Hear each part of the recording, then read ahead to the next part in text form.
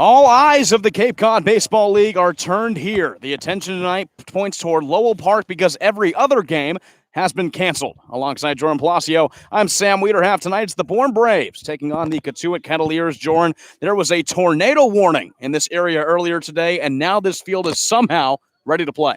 Yeah, and it's impressive without a tarp as well. And not only one tornado warning, one earlier today and one late last night from about 10 to 11 o'clock, reaching towards midnight. And the field here at Lowell Park actually looks really good. The crew did a great job getting the surface on there. It's hard to believe that in an area that had about 2 inches of rain in half an hour late last night is ready to play without a tarp. But it was a job well done by everyone, and we're going to try and play some baseball here today, Sam. And the temperature tonight is a little cooler, around the lower 60s, and so are the Braves. Losers of 3 straight, and Joran, the problems of the pitching staff have really been the story during this losing streak. It's the bullpen, Sam. The bullpen has really plagued the Braves, and if you were to tell me that maybe 2 to 3 weeks ago, I wouldn't believe you. The bullpen was really the reason that the Braves were winning the few games that they did in the early parts of the season. They just wrapped up the third quarter of the season last night, finishing 5-6. And if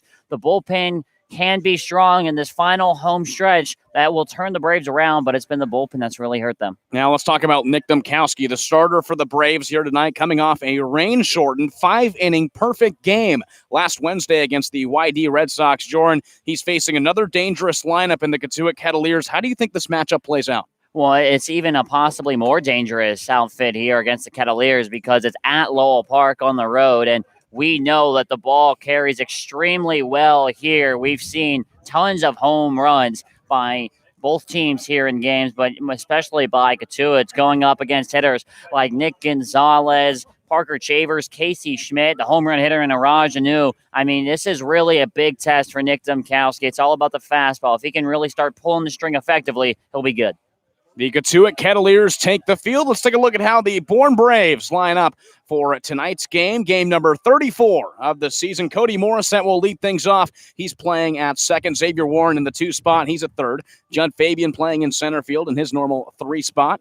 Jimmy Glowenke follows him at the shortstop position. Jared Poland will be batting in the 5. He's DHing today. Might see him come and pitch later in this game as well. Kyle Hess follows him. He's playing in right. Nick Bruiser is at first, Jake McKenzie in left, and rounding it out is the new catcher, Robert Carmody, who was just signed last week, and he's coming off a solid performance after catching for Nick Domkowski's perfect game last Wednesday, and they're going up against Sean Sullivan for the Cotuit Kettleers. Yeah, out of Cal Berkeley, Sullivan coming into tonight's start 0-2 with a 2.86 ERA. He'll be making his 7th start here tonight. He's thrown 22 innings, 28 strikeouts, only 5 walks throughout those 22 innings.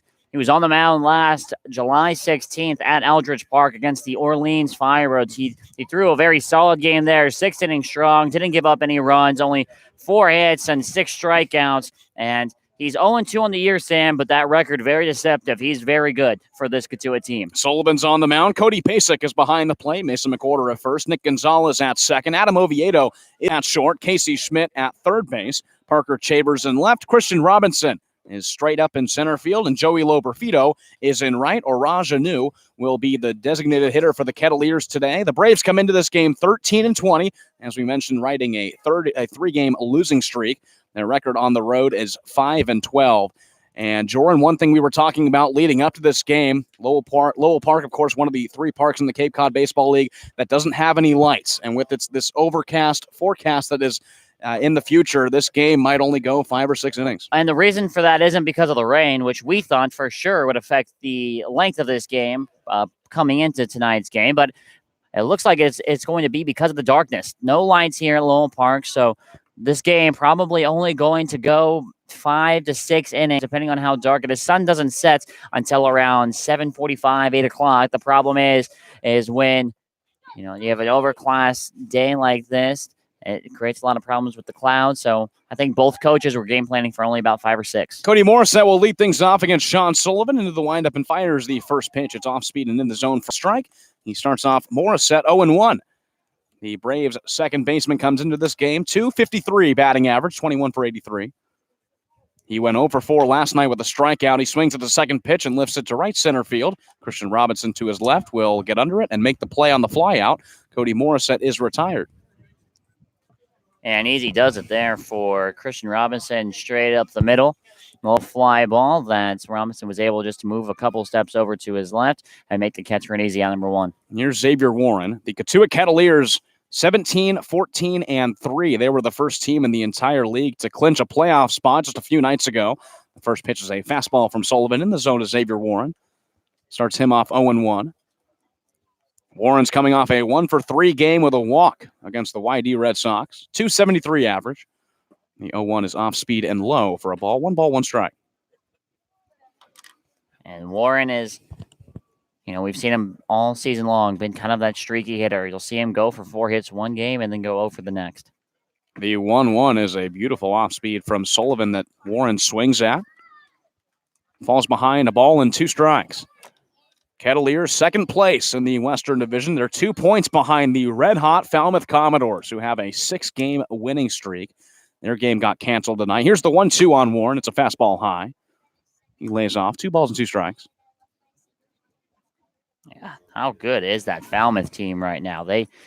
All this team can do is when the only thing that can slow them down is the rain. 2-2. Off speed, got him swinging. Sean Sullivan has his first strikeout of the evening. Xavier Warren goes down. There's 2 outs in the top of the first inning. And more of the same for the Braves here. Not producing anything in terms of base running, hitting anything of the sort. Now, Judge Fabian coming up, who's got some good history here. Yeah, Warren, the Kettleer killer. 3 home runs against them on the season. Here's the first pitch from Sullivan. It's off speed and low and outside. 1 ball, no strikes. Judd Fabian on the year, a 3.01 average. 5 home runs. That's tied for 4th place in the league. And 3 of those have come against Cotuit. 1-0. And off-speed curving right in the zone. Fabian watches it for strike 1. 1 ball, 1 strike. And Sullivan, like we said, that 0-2 record I don't think really means a lot because he's not had a ton of support here. He's showing out against the Braves so far. The 1-1, Fabian lifts to left center field. That ball will get to the wall. Fabian is turning around, headed for second, and he will stand up with a 2-out double. Judd Fabian does it again against the Kettleers. Yeah, did well there. Sat on that pitch inside, took it to the left center field gap. Nothing that Shavers nor Robinson could do to get there. Couldn't cut it off before the wall. Fabian cruises into second base, standing up with a 2-out double. He picks up another hit, and now a base hit here from Jimmy Glowanki, and the Braves could be on the board just like that. That's Fabian's 6th double of the season. And what a way to come off an 0-for-4 performance that he had against the Red Sox last night. Fabian on second. Now it's Jimmy Glowanki with 2 outs in the top of the first inning. 0-0 score. Sullivan comes set and fires the first pitch. It's upstairs on the fastball for a ball. 1-0. Glowanki, a 283 average. He's 28 for 99. This is his 100th at-bat on the season. Over his last 5 games, he's 9 for 20. 2 doubles, a home run, and 4 RBIs. Sullivan looks back. Here's the 1-0 pitch, off speed. Little chopper over to third.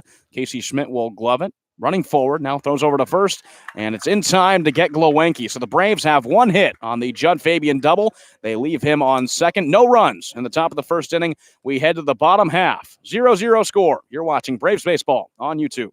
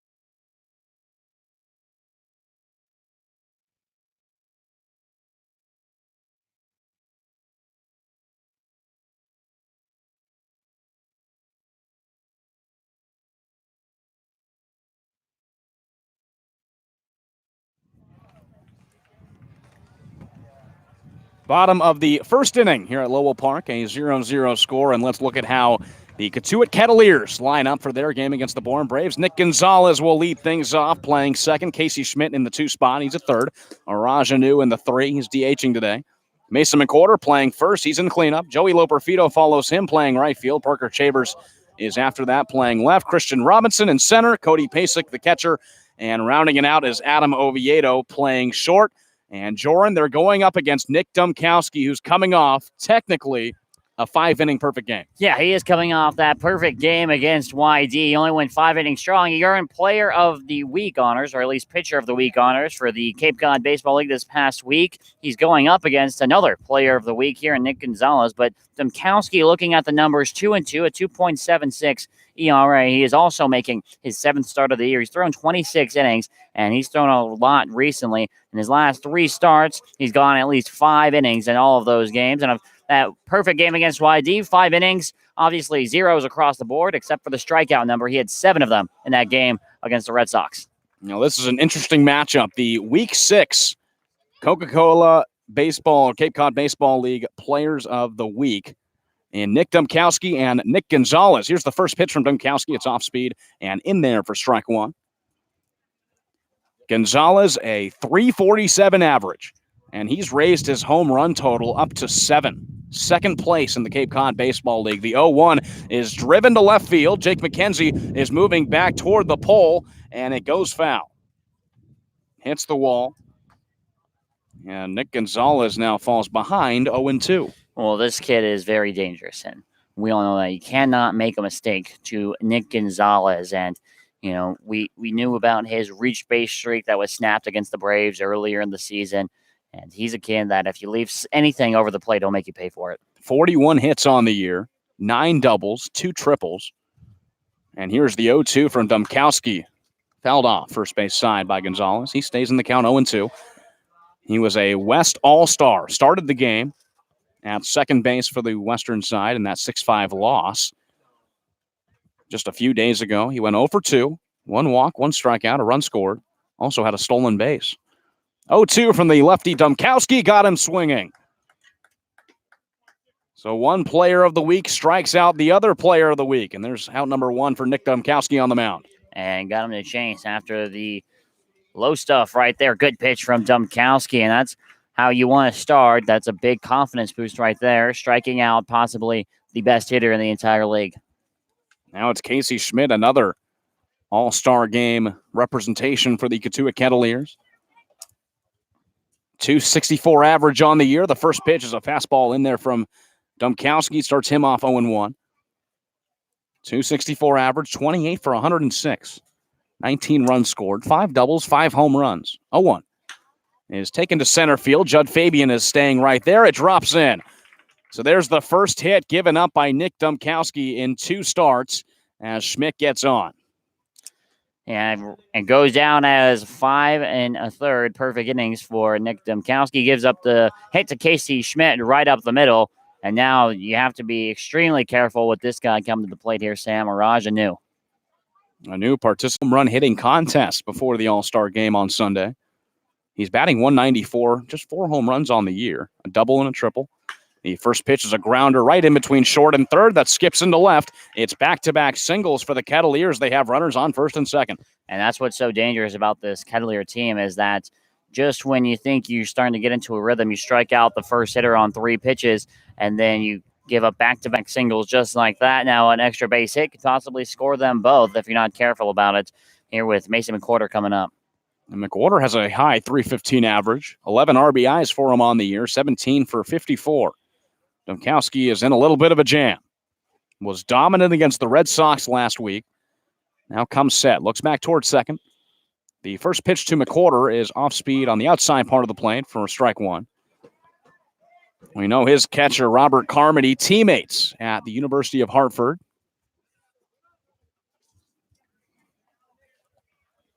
And the chemistry certainly showed last Wednesday. 0-1. McWhorter, a little grounder going foul. First base side. He falls behind 0-2. Yeah, this would be big for Dumkowski if he's able to not only get a strikeout here, but any out. You know, runners on first and second, one out in the inning, and 0-2, you're able to work whatever you want in here and really try and force that ground ball. Domkowski struck out the leadoff hitter for Cotuit, Nick Gonzalez, and has given up back-to-back singles here in the bottom of the first. Here's the 0-2 to McWhorter. Got him swinging. He fouled it off. He stays in the at-bat. And that first hit by Casey Schmidt is a little bit more important than we might think. We were talking to Carl Johnson, the reliever for the Braves, after that 5-inning game got called against the YD Red Sox last week, and he said, well, if Domkowski can go his next 4 innings perfect, then we'll count it as a perfect game. And he gives up that hit in the first inning. Yeah, I think it would have been very unlikely that that would have happened. Here's the 0-2 on McWhorter. A little grounder over to first. Nick Bruiser is there. He'll turn and throw towards second. It's in time. Throwback to first is not. So Araj Anu is out, and Mason McWhorter reaches first on the fielder's choice. Casey Schmidt makes it to third. And Nick Bruiser there with a little bit of a double pump as he was going to exchange the ball from glove to hand there. He caught it cleanly, went to throw it to second, and it looks like he just really couldn't get it out of the glove cleanly, and that double pump, I think, allowed McWhorter to get on first base, and now runners on the corners with 2 away. And it's Joey Loperfido, the rising sophomore from Duke. Runners at the corners, 2 outs, bottom of the first inning, 0-0 score. Domkowski comes set. First pitch to Loperfido is a fastball high and tight that Loperfido swings at. 0-1. Cotuit had their game canceled last night right here at Lowell Park against the Harwich Mariners. Their last game was a 6-2 loss against the Hyannis Harbor Hawks. 0-1. Loperfido fouls it off toward the Braves dugout. He's behind 0-2. At home, Cotuit has been dominant, 9-6-2. They have an even 500 record playing Western Division opponents at 9-9. Right now in second place in the division. 0-2. Loperfido just has contact and fouls it out toward the seats on the third base side. Count remains no balls and 2 strikes. Yeah, this would be nice for Domkowski here. Once again, he's got that 0-2 count. Had the same thing to McWhorter. He's able to get that ground ball. Couldn't turn 2, though, but if he's able to maybe get a waste pitch here and then go after him at 1-2. Here's the 0-2 pitch on Loperfido. A little blooper over into right field that falls fair. Casey Schmidt comes home to score. McWhorter is going over to third. He's being waved in. Coming around third is Loperfido. He will stop at third. It's a 2 RBI triple for Joey Loperfido. And Cotuit's on the board big, 2-0. And what a heartbreaker for Nick Domkowski. You're up in the count 0-2, and you give up a triple, a 2 RBI triple. Joey Loperfido hooks it down the right field line, and Kyle Hess had to play it right by the foul pole. By the time he was able to get all the way over there, Loperfido already rounding second. They weren't even worried about him. They were trying to make the throw at the plate, and he was able to slide in safely. That's a heartbreaker right there for the Braves. And now it's Chavers with 2 outs, a runner on third. The first pitch is a fastball on the upper part of the zone for a called strike 1. And again, for now the 4th game in a row, the Braves face a deficit in the first inning. Here's the 0-1 on Chavers.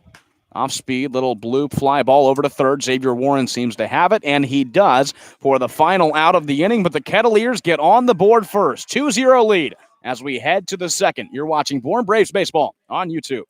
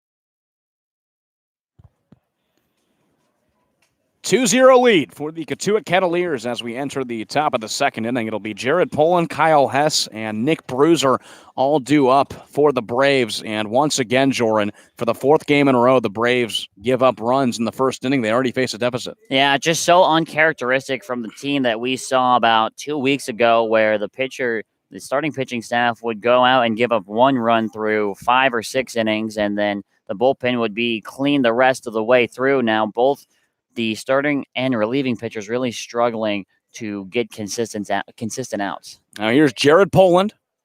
Sullivan into the windup. The first pitch is a fastball on the inside part of the plate for strike one. Poland has raised his average to .333 on the year. 0-1, little chopper slowly over to short. Oviedo is moving in. He gloves it, throws to first. It is in time to retire Poland for the first out of the inning on just 2 pitches.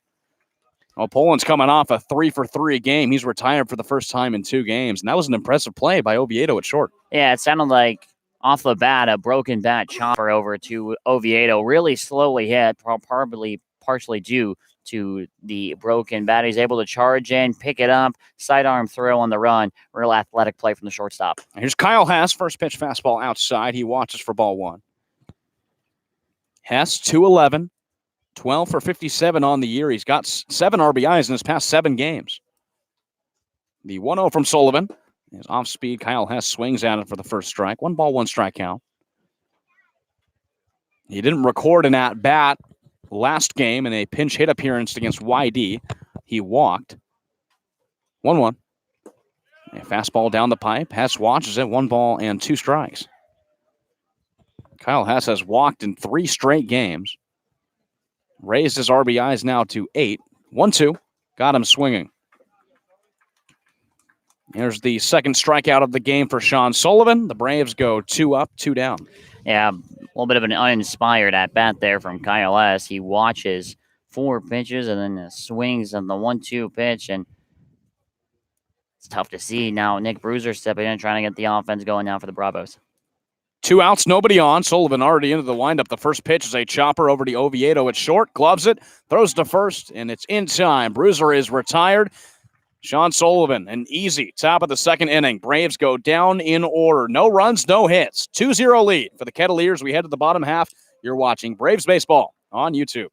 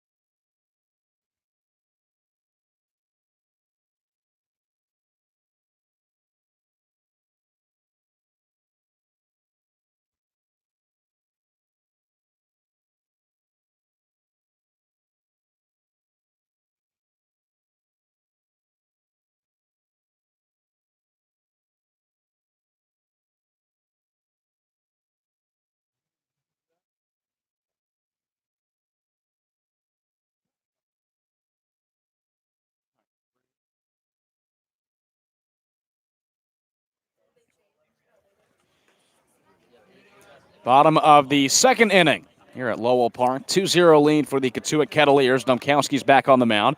He'll face the bottom 3, Christian Robinson, Cody Pasek, and Adam Oviedo. And Domkowski not enjoying this start as much as he did the last, already giving up 2 runs in the bottom of the first inning on 3 hits. Christian Robinson coming up. He's batting an even 200 in 17 games played this year. Lefty on lefty matchup. The first pitch from Domkowski is flown out foul on the third base side. Robinson's down 0-1. He has a 3-game hitless streak. 0 for his last 10. His last hit was a little over a week ago on July 14th in a game against Orleans. The 0-1 fouled off toward the seats yet again on the third base side. And it falls foul, and by the applause, I think there was a pretty good catch by a fan. One for Nick Domkowski, this is a real opportunity to show how well he can bounce back here. You give up 2 in the first inning. If you can come back and work a solid next couple innings, he'll be in good shape. Here's the 0-2 pitch. It's low, and Robinson swings at it for strike 3. The second strikeout of the evening for Domkowski. He struck out the first batter in the first inning, and Nick Gonzalez, and he does the same here in the second. And let's see if we can follow it up here with a big second out. He was just missing that in the first inning. He was able to get Gonzalez down on 3 pitches, and then Schmidt and Anu both singled. So if he can get the catcher Pasek here, he'll be smooth sailing. Here's the first pitch to Cotuit. Pasek. It's lined foul, first base side. 0-1 count. Pasek also making an appearance in the All-Star game for the West. Went 1 for 2. A run scored, a home run. So an impressive All-Star game for him. Time is called. On the season, he's batting .255, 13 for 51. No home runs in the regular season, but he got a hold of one in the All-Star game. Here's the 0-1 pitch from Domkowski. It's off speed and in the zone. Pasek falls behind 0-2. Yeah, now Domkowski, once again, we've seen him get into a few 0-2 counts so far in today's game. This is going to be the 5th one. 0-2. Off speed, Pasek off the end of the bat. Little blooper over into left field. Charging in and making the play is Jimmy Glowenke. Glowenke at short made a play over by the left field line. He had to charge out into shallow left field, makes the diving catch for the second out. Yeah, great athleticism on display there from Jimmy Glowenke. A little half swing that floats up into no man's land between left field, shortstop, and third base. Glowenke runs in, dives, and makes a great catch for an important second out. First pitch to Oviedo is off speed and outside for a ball, 1-0. Nobody on, 2 outs. Bottom of the second inning, 2-0 lead for the Kettleers. 2 RBI triple by Joey Loperfido in that bottom of the first. Here's the 1-0.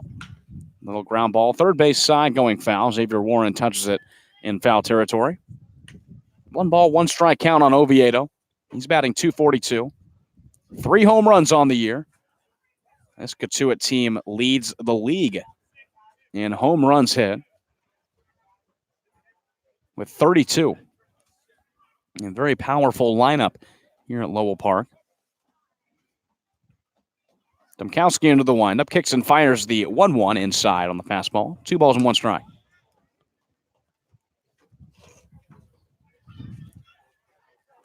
Domkowski here, 2-1. Let's see if he goes. Might go off speed here just to try and work in some new material here to Oviedo.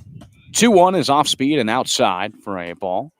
Oviedo has a good count, 3 balls and 1 strike. This Cotuit team scores a little under 5.5 runs a game. That's first in the league. They have 183 runs scored in the entire season. The 3-1 fastball is low, and Oviedo's on base with a walk.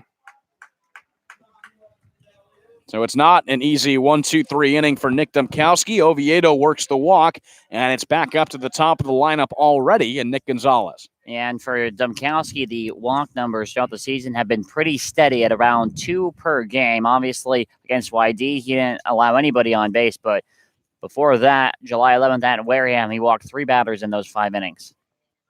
Here's Nick Gonzalez, 0 for 1 with a strikeout. The first pitch is fouled off on the first base side into the seats. Gonzalez falls behind 0-1.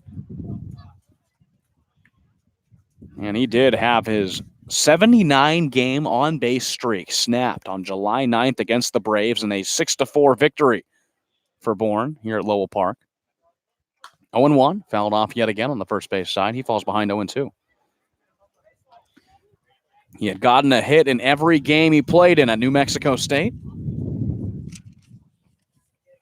And in the games that he had played for the Kettleers, or not a hit, but he'd gotten on base for New Mexico State. He'd also gotten on base in every game for the Kettleers until July 9th.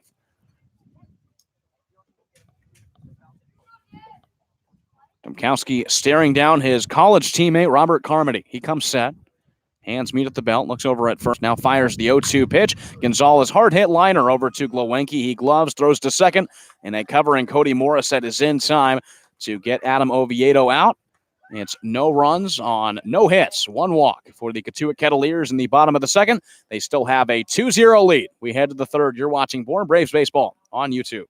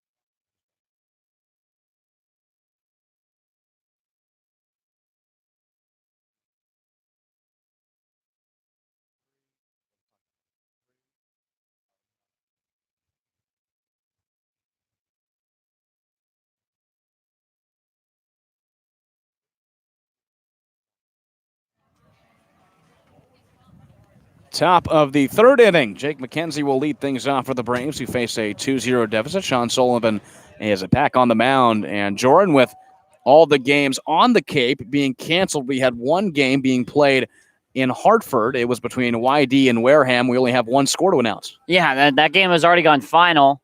That game started around noon. Wareham got the 3-2 win over the YD Red Sox. McKenzie fouls off the first pitch. A slow roller on the third base side that goes foul. McKenzie's down 0-1. And that's a big game for Wareham. They now move into a tie with Falmouth for first, both at 39 points. Cotuit is 2 points behind in third with 37. Sullivan comes set into the windup, fires the 0-1 off speed in the zone. McKenzie watches it. He falls behind 0-2. And the scary thing to think about with Falmouth, too, is that they have 2 extra games in hand on everybody else, and they're already tied for first. 0-2, McKenzie lines over into right field. It's in for a single.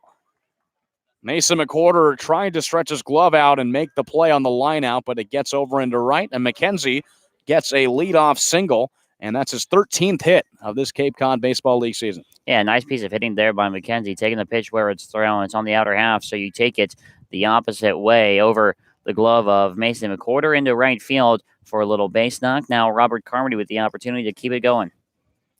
Carmody, a player that was signed and activated last Wednesday and then played in the YD game and caught the 5-inning perfect game for Nick Domkowski. Throw back over to first. McKenzie's back in time. Carmody's played in one other game since. It was the Saturday night game against Wareham. He went 1 for 2, a run scored, and a walk. So a .250 average, 1 for 4 on the season. The first pitch is a fastball down the zone for a strike. And that's something that Sean Sullivan so far has been doing a great job at, is starting off these Braves with a strike. Yeah, he's only had 1 2-ball count so far, and we're at the 9th man in the order. Throw back over to first. McKenzie is back. He has 5 steals on the year. The Braves, as a team, have 9. So he has over half of what the Braves have as a team on the base paths. And Comedy at Hartford is a rising senior, 193 average in the spring, 16 for 83, 9 RBIs. The 0-1 is a fastball low. Evens up the count, 1 ball and 1 strike. Yeah, 1-1 here for Carmody, and obviously it was a late season pickup for the Braves. The numbers at Hartford are not too kind to him. An opportunity to really make an impact on this team who's missing a catcher. 1-1, Carmody swings at it. A beautiful breaking ball from Sean Sullivan. He falls behind 1 ball and 2 strikes. And Carmody finds himself in a unique situation now. Jackson Greer released for the Braves. He was going to be the number 1 catcher. Got injured in the All-Star game. He was sent home. So Carmody is now the number 1 guy, followed by Brendan Rivoli, who's a player that didn't even think he'd be catching. McKenzie's back in time, and the throw back over to first. Yeah, the catcher situation for the Braves is definitely going to be a big story impacting them as we hit the playoff race. The Braves have had 5 catchers released so far this season, and I'm not sure of the exact numbers, but that's got to lead the league. The 1-2 is a little chopper over to Nick Gonzalez. Tries to tag on McKenzie. He can't get him, so he throws to first. Carmody is retired, but McKenzie gets over to second. And Gonzalez trying to do a little too much there. Instead of going for the flip to second base, he goes to try and tag McKenzie running from first to second. McKenzie, while staying in the base path, which is harder to do than you might think, avoids the tag, gets to second base, and Gonzalez is forced to just take the out at first base. Now Cody Morissette coming in back at the top of the order has the opportunity to get the Braves on the board. Morissette's 0 for 1, a fly out to center in the top of the first inning. Throw over to second goes wild. McKenzie can't advance. Christian Robinson, the center fielder, was there to back up. Adam Oviedo tried to leap for it. The throw back from Sean Sullivan was over his head. Almost a scary moment, but Robinson's there for the backup, and McKenzie stays over at second. Yeah, smart by McKenzie just to stay put at second base. The dugout reacted that he should go, but better safe than sorry here with only 1 out. First pitch to Morissette is off speed and in the strike zone for a called strike 1. Morissette on the year, 11 RBIs. He's just 2 for 18 in his last 5 1/3 games. He batted 1 time in this one.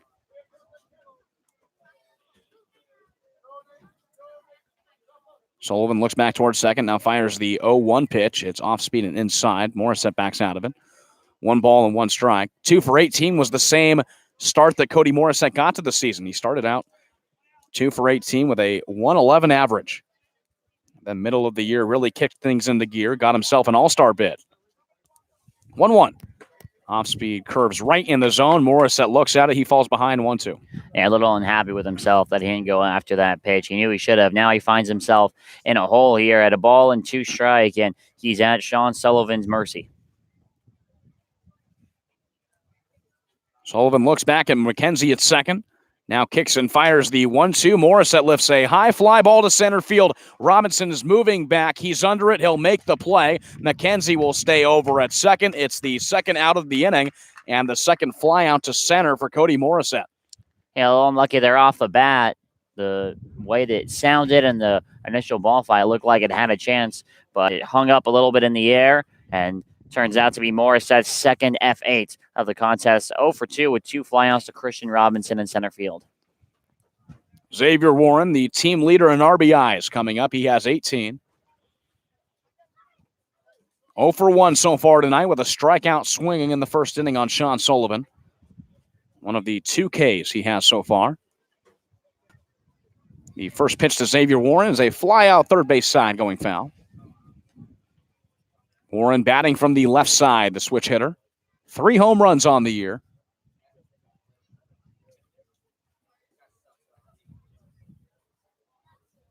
He struck out 23 times. 2-0 lead for the Kettleers. 2 outs in the top of the third.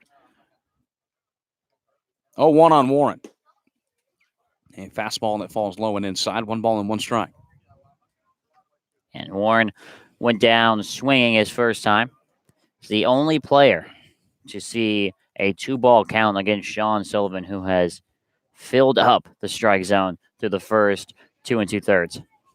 Sullivan comes set, hands meet up the belt, kicks and fires the 1-1 breaking ball. Warren swings at, falls behind, a ball and 2 strikes. Well, the Braves' magic number to get into the playoffs is 10. Hyannis not playing tonight, so the Braves can only get it down to 8 if they can win this one on the road at Lowell Park. Magic number goes off of the point system. 1-2. Breaking ball low. Warren watches, 2 balls and 2 strikes. Yeah, so that means if the Braves are able to come back and win this one tonight, they can have everything wrapped up. They play Hyannis 2 games in a row, so if they win both of those games, they can have that 4th spot locked up by Thursday.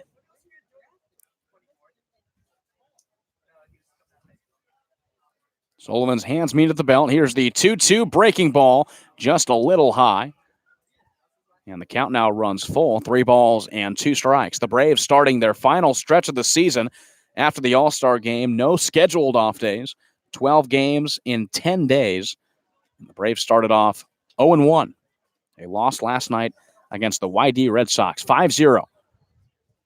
Here's the 3-2 on Xavier Warren. It's another breaking ball. It's a chopper over to second. Gonzalez moves to his left, throws it to first, and Warren is retired for the final out of the inning. Jake McKenzie leads it off with a single, and he stays over at second. No runs on 1 hit, 1 left on base. Still a 2-0 lead for the Kettleers. We head to the bottom half of the third. You're watching Bourne Braves Baseball on YouTube.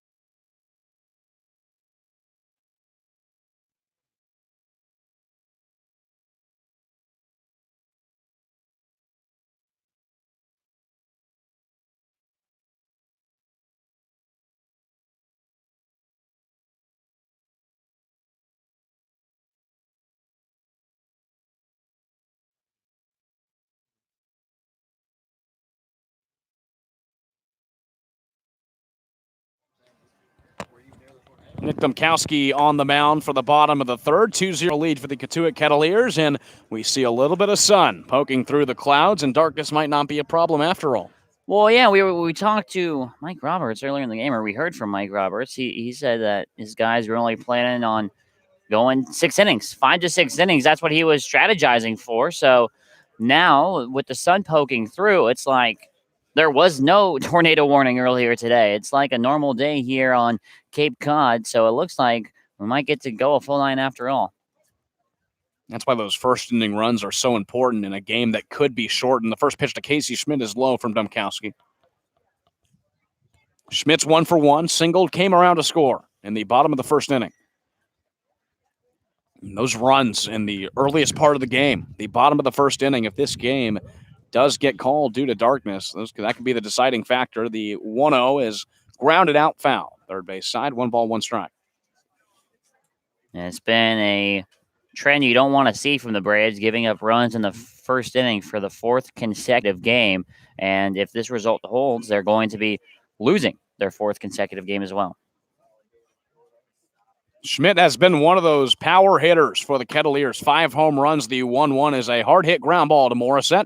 He fields, throws to first. Casey Schmidt is out number 1. He goes down on a ground out. Yeah, nice pitch there from Domkowski. Got the hardly hit ground out to go to Cody Morissette, who fielded cleanly and makes the throw on to first. You definitely want to have the bases clear when you go up against this guy, Ranj Anu. Anu, we mentioned, participated in the home run hitting contest. The last home run he hit was against the Braves on July 9th. First pitch he fouls off toward the backstop, 0-1. 4 homers on the year, a double, a triple, 14 hits.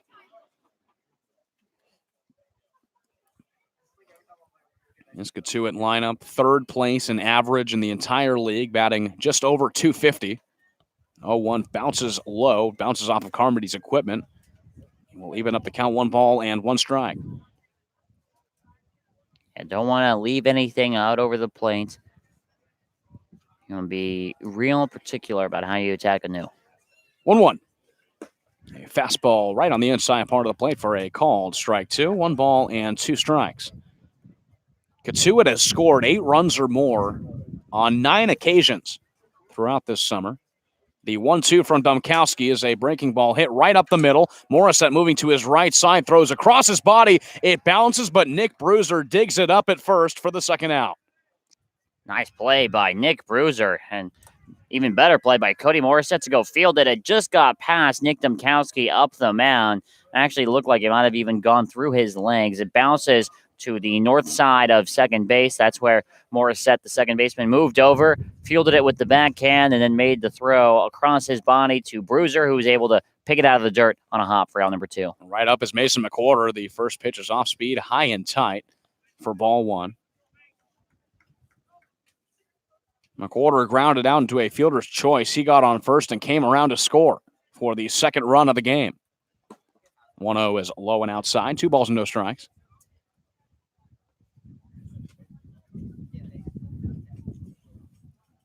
The Braves pitching has struggled in this 3-game skid for them. 2-0. High and tight yet again. That time was a fastball. It's now 3-0 on McWhorter. Yeah, missing the zone 3 times, and Domkowski here most likely will get a free strike with McWhorter. Likely going to be taking here 3-0. Go and try and throw a fastball, find it in the zone, then readjust on 3-1. The 3-0 pitch to McWhorter is a fastball down the middle for a called strike 1. Over the past 3 games, the Braves have allowed at least 5 runs in every single game. The 3-1 on McWhorter, he swings at and misses, and the count now runs full. 3 balls and 2 strikes. Domkowski has fought back into this at-bat. Yeah, he has a couple of well-placed fastballs there. Now's the opportunity to pull the string. The changeup here, 3-2. Why not?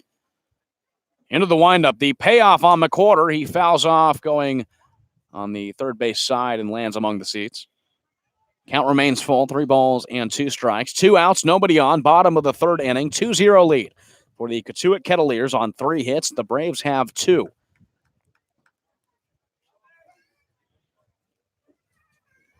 The payoff on McWhorter. Fouls it off the inside part of the bat. We'll do it again. 3 balls and 2 strikes. When we talk about this 3-game skid where the Braves have allowed at least 5 runs in every game, they had only given up 5 runs or more in 8 games before. 8 of the previous 30 games, they had only given up 5 runs or more. And now in the past 3, they've done it in every single one. The 3-2 pitch fouled off yet again. And McWhorter is really putting on good at-bats, and I think that could just be more of a testament to the hitters in this league just getting used to the level of pitching. You know, they always say that good players make you elevate your game, and now I think the batters have had time to adjust and elevate their approaches up at the plate. Payoff on McWhorter. It's outside. Check swing. Got him swinging. He does go around, and Domkowski has an easy inning there. The Kettleers go down in order. No runs, no hits, and Domkowski gets his 3rd strikeout of the evening. 2-0 lead for the Cotuit Kettleers. We head to the 4th. You're watching Braves Baseball on YouTube.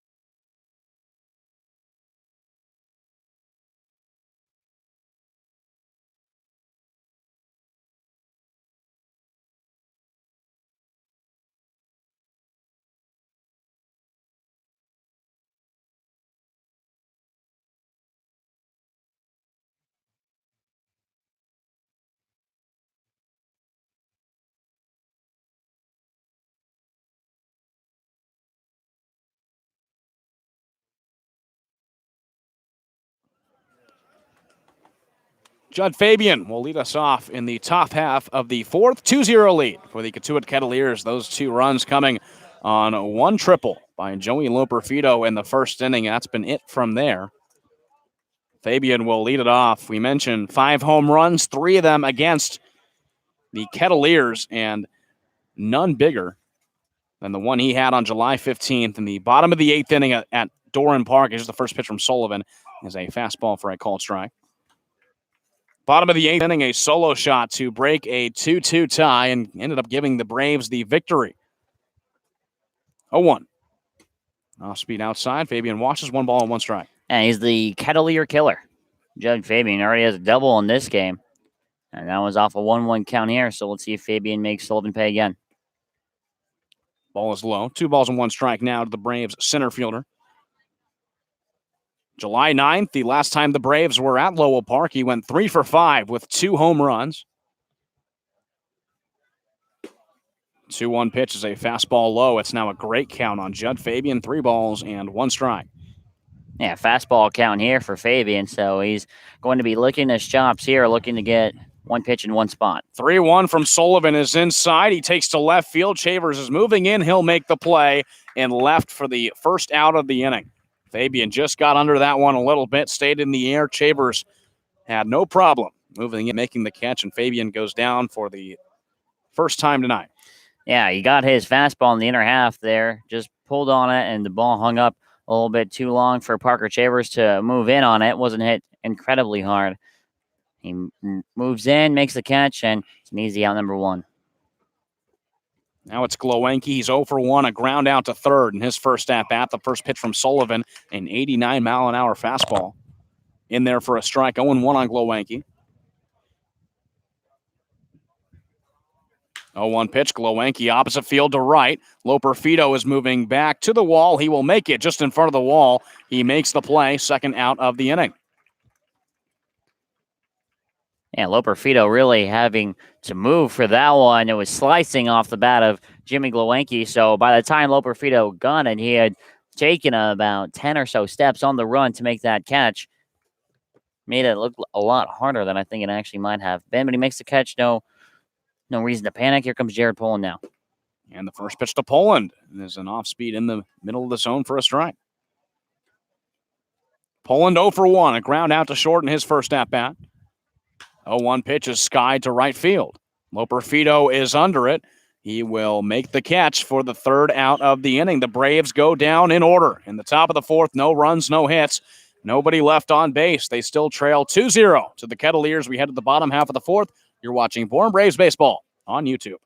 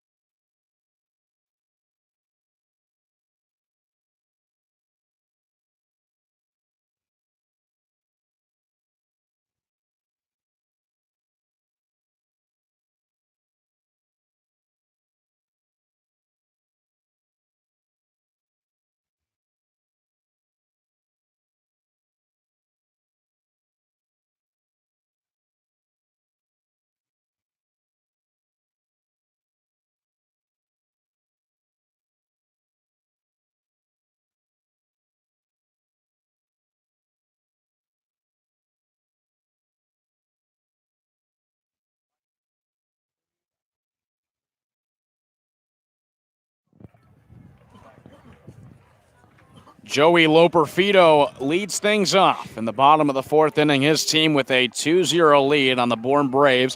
He faces Nick Domkowski for the first time. He had the 2 RBI triple in the first inning, and that's been the only scoring so far for each team. Domkowski will come set. Loperfido into the box. It's a lefty-on-lefty matchup here in the bottom of the 4th inning. Into the windup, kicks and fires the first pitch. It's off speed and low for a called ball. 1 ball, no strikes to Loperfido. Cotuit, one of only 2 teams in the league that have clinched a playoff spot. The 1-0 is shot to left center field. Moving back is McKenzie. It'll roll to the wall. Loperfido is heading to second. He will stroll in there with a leadoff double. And he has the 2 hardest parts of the cycle with a triple and a double. Yeah, he does. And that ball rocketed into left center field, opposite side. And nothing that McKenzie nor Fabian could do. He watches it fall right in between them, and he cruises into second base with a double. And he's been the toughest out to get today, bar none. And now the Kettleers in business here with the running and scoring position with nobody out. Loperfido has been a tough out. That's only his third double on the year. He got his first triple earlier. What a game he's had so far. Now Parker Chavers, who flew out to third, comes up with a runner on second, nobody out. First pitch from Domkowski is a fastball on the inside part of the plate, called a strike. Chavers falls to 0-1. Yeah, this is a big at-bat here for Nick Domkowski. He needs to get it out here, and preferably doing so without letting the runner move up to third base. So we're talking pop-ups here, shallow fly balls, and, of course, the strikeout. Here's the 0-1. Chavers turns around to bunt. He can't lay it down, pulls it back. The ball was in the dirt from Domkowski. 1 ball and 1 strike now. And what a different start for Nick Domkowski. Last Wednesday against YD, we mentioned he had the 5-inning perfect game. Here's the 1-1. Chavers turns around to bunt yet again. This time he does get it down the third base line. Loperfido's into third easily to throw to first. Is in time. A close play over at first. Robert Carmody, the catcher, had to field it, and the throw was just in time. Chavers is retired, but he does his job and gets Loperfido over to third. Yeah, Ace Adams will come out, have a mound visit with Domkowski. That was a great bunt there from Parker Chavers. He was half a step away from beating it out, and what a play there by Robert Carmody. It seemed a little miscommunication between him and Domkowski over who was going to pick the ball up and throw it. The ball bunted on the third base line. Carmody very quickly picks it up. A lot of those situations, you'll see a wild throw over to first base, but it was on the money and very, very quick velocity on that as well to get the first down of the inning at first base. And Loperfido on the bunt moves up to third. Now Christian Robinson struck out in the second inning swinging. Comes up for his second at-bat. Insurance run just 90 feet away. 2-0 lead for the Kettleers. 1 out in the inning. The first pitch from Domkowski is a ground ball to Bruiser. He gloves it, goes over and steps on first, and that keeps Loperfido over at third. 2 outs in the inning. Christian Robinson was looking for a lot more than that. Yeah, very important play there. Bruiser does a nice job. He picks it clean, and he keeps the runner Loperfido at third base by just jogging and stepping on first himself. So now the infield can go back to their normal positions. No need to play up on the infield grass anymore. And Domkowski can attack Cody Pasek here, who's already 0 for 1. And Pasek, in 21 games played, only has 5 RBIs. The first pitch is a fastball outside, called a strike. Pasek watches it, 0-1. Yeah. He's 0 for 1 today, Joran. Yeah, I was going to say, didn't like that call. He's 0 for 1, and this is an important moment here. You don't want to leave that runner who is in scoring position with nobody out stranded. Here's the 0-1 pitch to Pasek. It's a high fly ball to shallow center field. Fabian is called off by McKenzie in left. He'll make the play for the third out of the inning. Joey Loperfido leads things off for the Kettleers. Gets a double and can't come in to score. No runs on 1 hit. 1 left on third. The Kettleers still lead 2-0 as we head now to the 5th. You're watching Braves Baseball on the Bourne Braves Baseball Network.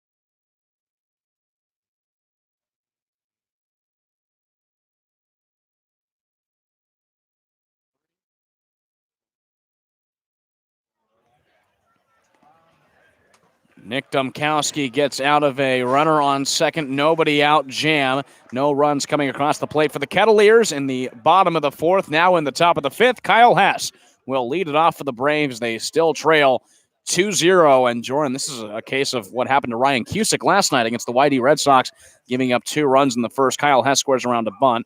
He pulls it back, and we'll watch strike one from Sean Sullivan, who's back on the mound.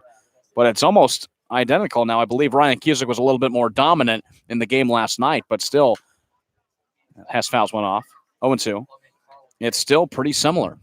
Yeah, now the Braves have not scored a run in 14 consecutive innings. The last time they scored was against Wareham back on the 20th of July, as Hess fouls another pitch off here. That was back in the 8th inning. They put 1 run on, but since then they had the All-Star game Sunday, came back against YD yesterday, got shut out. Now we're through 4 complete innings here, and still nothing on the board for the Braves. Hess struck out in the second inning. Now the 0-2 from Sullivan is a high fastball check swing. He did go around. Kyle Hess goes down on strikes as he slowly walks back to the Braves dugout for the second time this evening. It's the first out of the inning for Sean Sullivan on the mound. And make that 3 strikeouts for him so far in this game. Yeah, he didn't like the call. It was a check swing. They appealed down to third, and he let out a very visible what to that call and walks back to the bench slowly. Here comes Nick Bruiser. First pitch to Bruiser is fouled off. Bruiser's 0 for 1, a ground out over to short in his first at-bat. Sullivan shakes off a sign from Pasek. Now into the windup, fires the 0-1 fastball, hits 91, and it's a called strike 2. Bruiser watches it. He falls behind 0-2. Bruiser, we've known to be a little streaky himself this season. The 0-2 pitch is low. Check swing, appeal to first. He did not go around. It's a called ball. The Braves bullpen cheers. It's a 1-2 count on Nick Bruiser. They're looking to just have a little bit of fun over there on the bullpen. I think that's some of the perks of summer ball. The 1-2, Bruiser off the inside part of the bat, flies out and going behind the press box. Falls foul, 1 ball and 2 strikes, and Bruiser is not shy to the strikeout. He struck out 15 times, but more importantly, he struck out in 13 of the 17 games that he's played in. A player that was extremely highly touted coming out of high school. 1-2 is outside on a breaking ball. Called a ball, 2 balls and 2 strikes. Yeah, good take there from Bruiser. Pasek did a nice job framing it up for the home plate umpire. Just missed the plate on the outside half. The 2-2 is lined right back up the middle. That will drop in and behind the glove of Robinson. It will skip to the wall in center field. Bruiser will stop at second base. Well, Bruiser, an extremely hard hit ball right back up the middle. Robinson tried to catch it on a shoestring catch, and it falls behind his glove.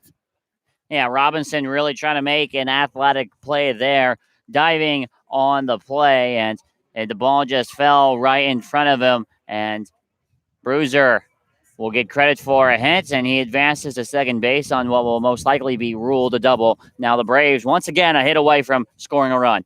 Now here's McKenzie with 1 out and a runner on second. The first pitch, he bounces out foul, third base side, 0-1. McKenzie's 1 for 1, singled in the second. 3 hits for the Braves. McKenzie, Fabian, and Bruiser have the hits. Sullivan comes set. Here's the 0-1 pitch on McKenzie. It's a fastball low, hitting 90. McKenzie watches for a ball, 1 ball and 1 strike. Still waiting for the scoring on Bruiser. It was close. It was definitely going to be a single. Robinson couldn't put him away, but it gets behind the glove and rolls to the wall. It scored a double. 1-1. McKenzie down the third base line, just foul. He falls behind, 1 ball and 2 strikes. And Bruiser, when we see him play good games, he is very good up at the plate. We've seen him have a couple multi-extra base hit games. We've seen him have multi-hit games, and we've also seen him in multiple games go 0 for 3, 0 for 4 as well. The 1-2 to McKenzie is off speed. He just gets a piece of it, fouls it back to Pasek. It's still 1-2 on McKenzie. Bruiser last week in that rain-shortened game against YD had a triple. And now comes up with his 3rd double of the season. McKenzie still with a 1-ball, 2-strike count. Sullivan comes set. Looks back towards second, now kicks and fires. It's a high fastball. McKenzie goes down swinging. And that's a huge second out for Sean Sullivan on the mound. He strikes out Kyle Hess to begin the inning, gives up the double to Bruiser, and then sits down McKenzie on the strikeout for the second out. Yeah, now it's going to take a base hit here from Robert Carmody to bring in Nick Bruiser. The strikeout, just such an unproductive out. At the very least, you'd like McKenzie to at least get a ground ball on the right side of the field, try and get that runner Bruiser over to third base. He can't get it done now. Now it falls on the catcher here, Carmody. Carmody up with 2 outs. The first pitch from Sullivan is another fastball at 90 miles an hour down the middle for a called strike one. Carmody's 0 for 1. A ground out to Nick Gonzalez at second in his first at-bat. A player that wasn't even in the league last week is now the starting catcher for the Braves. The 0-1. A high fastball outside. Carmody lays off. It's a ball and a strike. Braves have had 5 catchers be released due to injuries or inning limits. Paul Gazzo, Peter Burns, Jacob Campbell, Henry Davis was one. And now Jackson Greer. The 1-1 is a breaking ball that slides right in the zone for strike 2. Carmody's down, 1 ball and 2 strikes. Yeah, how about that story, huh? From not being in the Cape Cod Baseball League 1 week to being the Braves' #1 option at catcher the very next week. Welcome, Robert Carmody, huh? Sullivan comes set. The 1-2 is a high fastball. Carmody goes down swinging. 3 strikeouts in the inning for Sean Sullivan. He gives up a double to Bruiser, but that's it for the Braves. No runs, 1 runner left on 1 hit. Still a 2-0 lead for the Cotuit Kettleers. We head to the bottom half of the 5th. You're watching Braves Baseball on YouTube.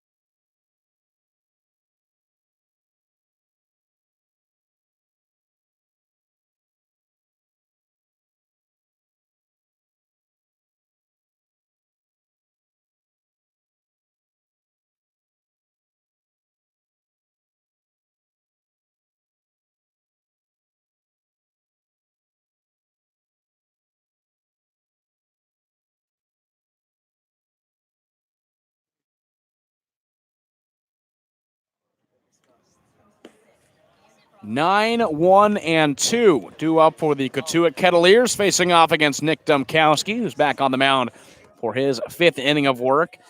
His only bad inning was the first. He gave up 2 runs, and those have been the only 2 runs scored by either team in this game.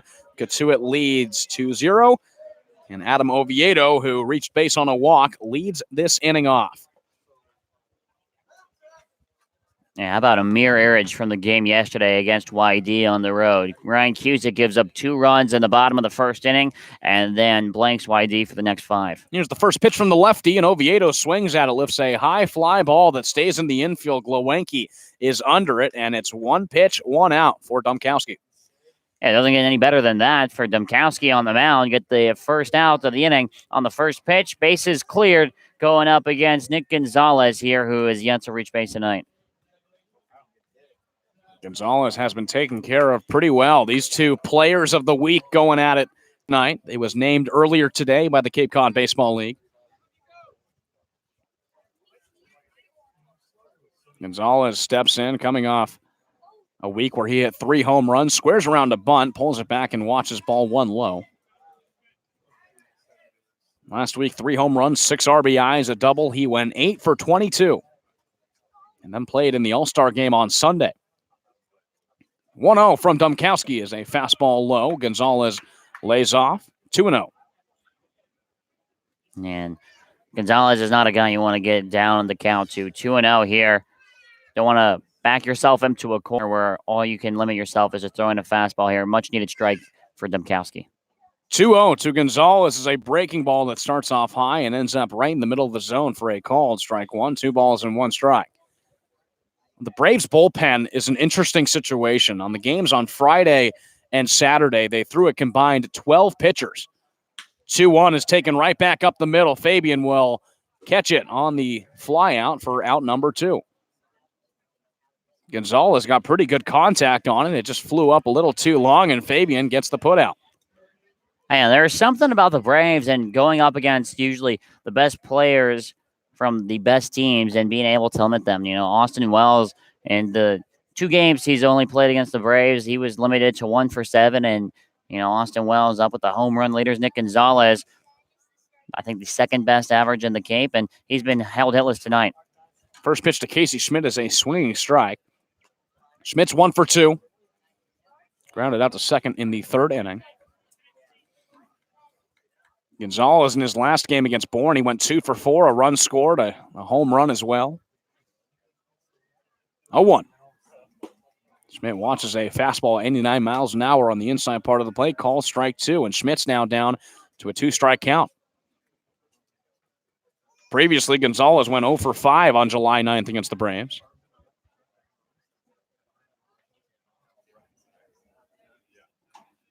Domkowski into the windup, kicks and fires the 0-2, just gets a piece of it, foul ball.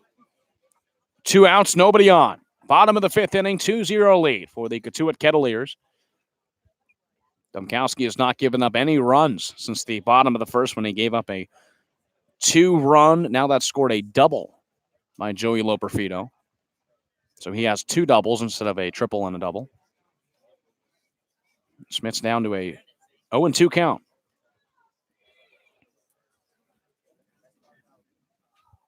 Besides that 0 for 5 performance against the Braves by Gonzalez, he's gotten at least 2 hits in the other 3 games against the Braves.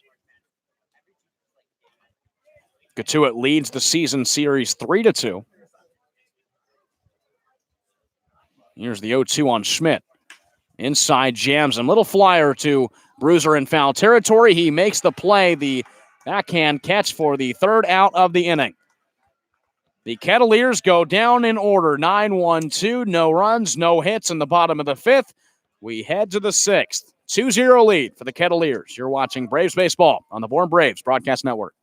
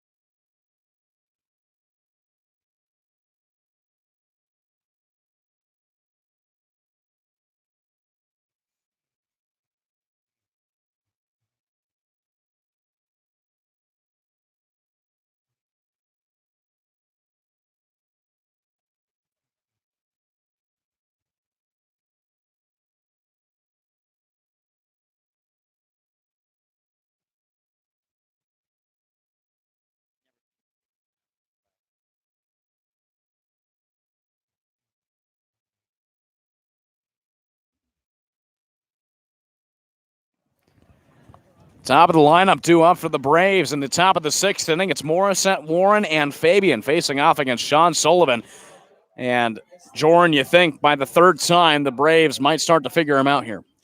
Well, you would hope so, but Sullivan has been extremely good tonight. He's only given up 3 hits in 5 innings of work. A double to Fabian in the first, and then a single to McKenzie in the third, and a double to Bruiser in the fifth. The first pitch to Morissette is off speed in the zone. He watches for strike one.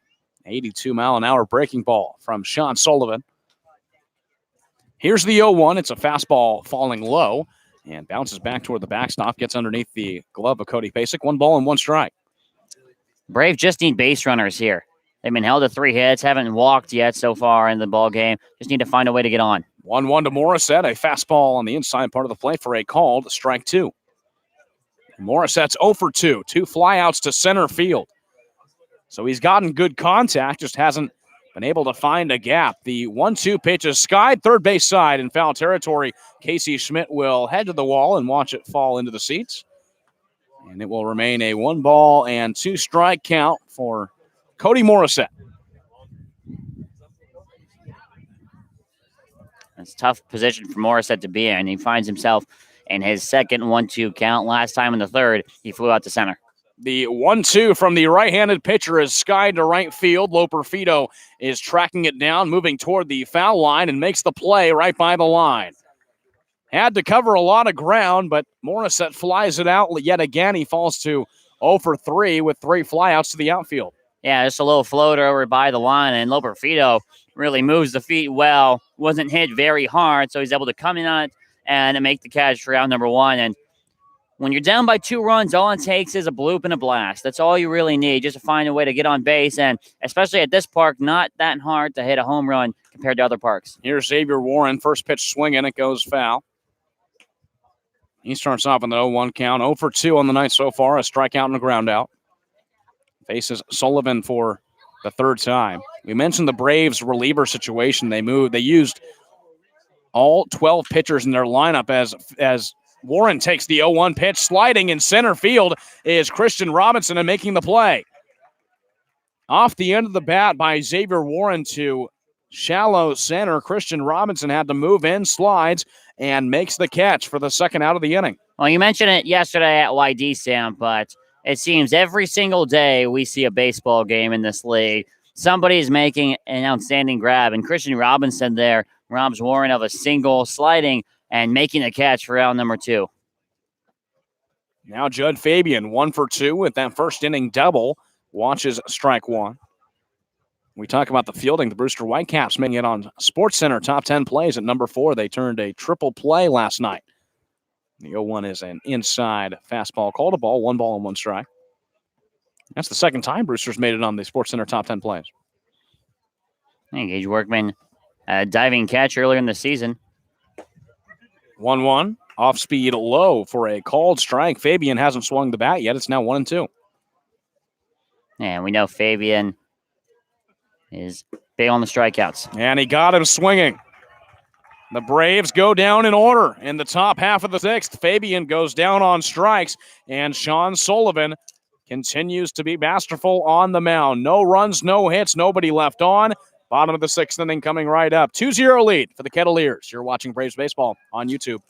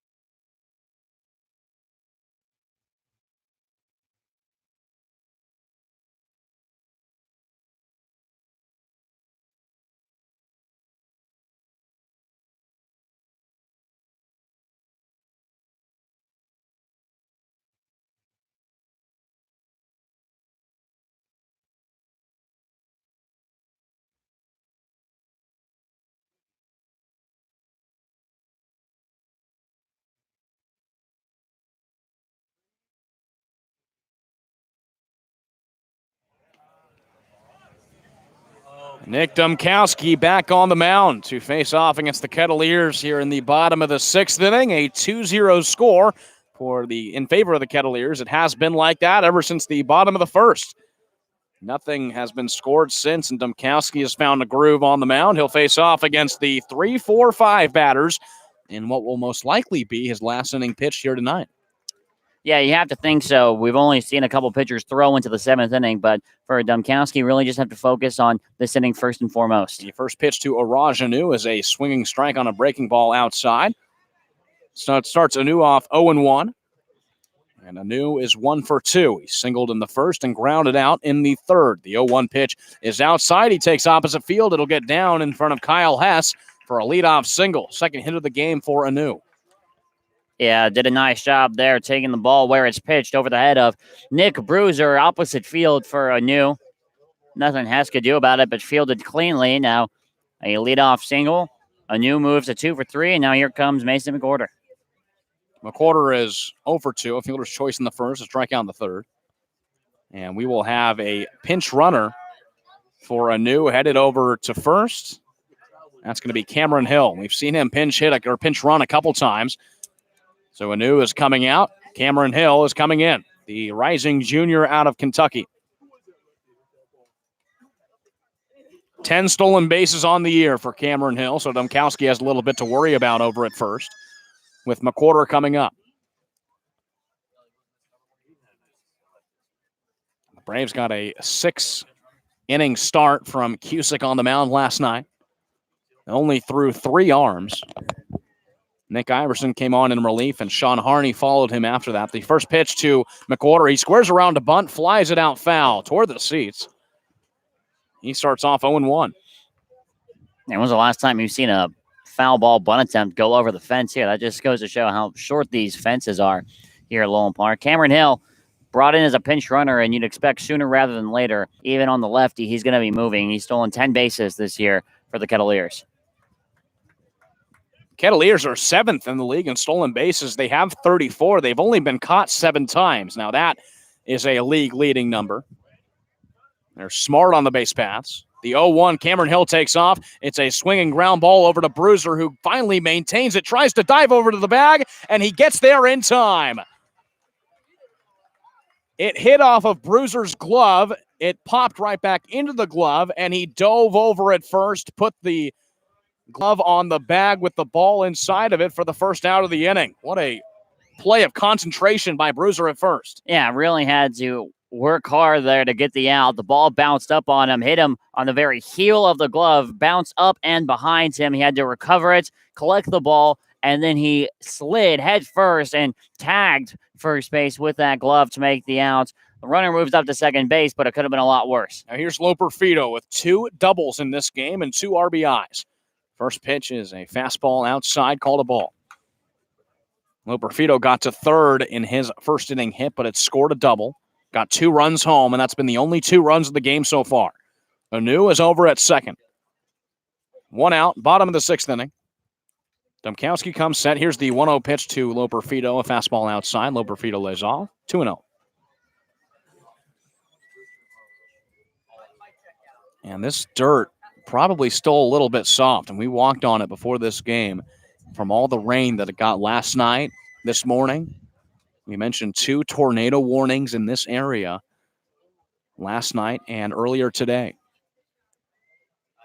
Domkowski looks back at second, now kicks and fires the 2-0 to Loperfido to right field. It bounces in front of Kyle Hess. Anu is being stopped by Mike Roberts at third. It's the 3rd hit of the ball game for Joey Loperfido.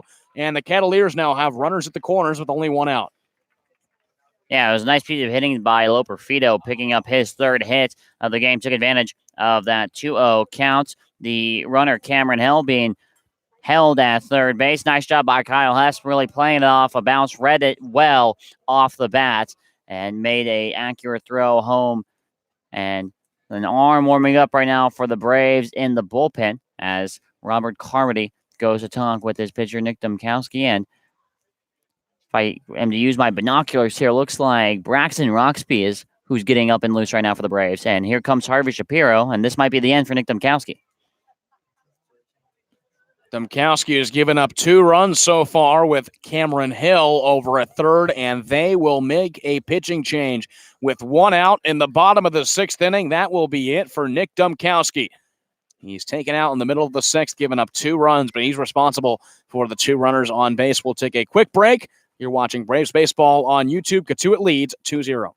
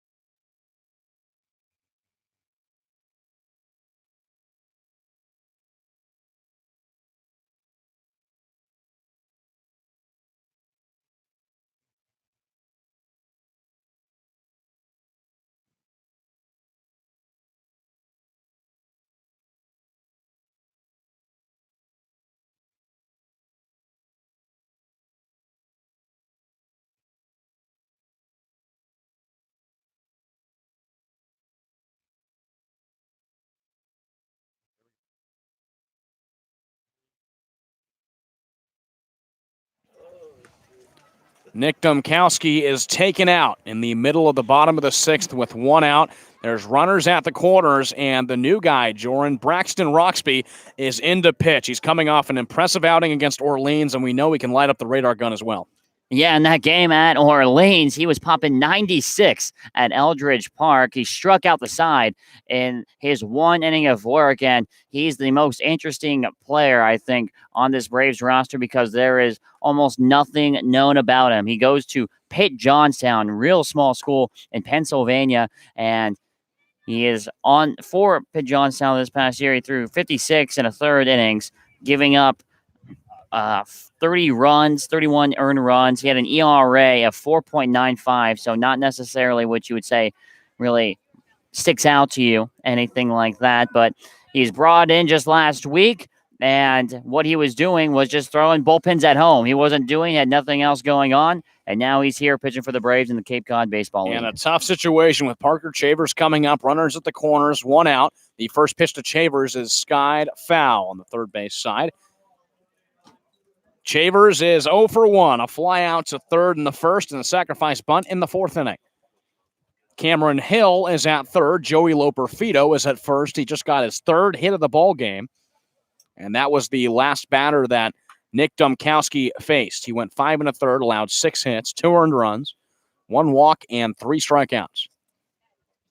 Roxby comes set.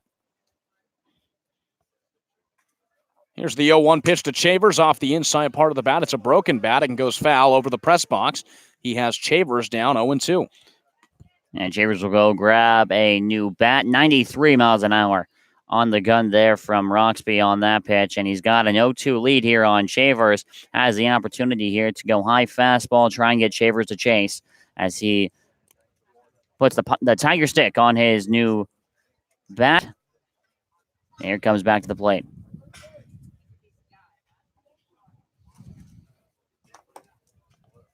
And Roxby, we mentioned, from the University of Pittsburgh at Johnstown, with approximately 3,000 students, and he finds himself in the premier summer college baseball league. Hands meet at the chest.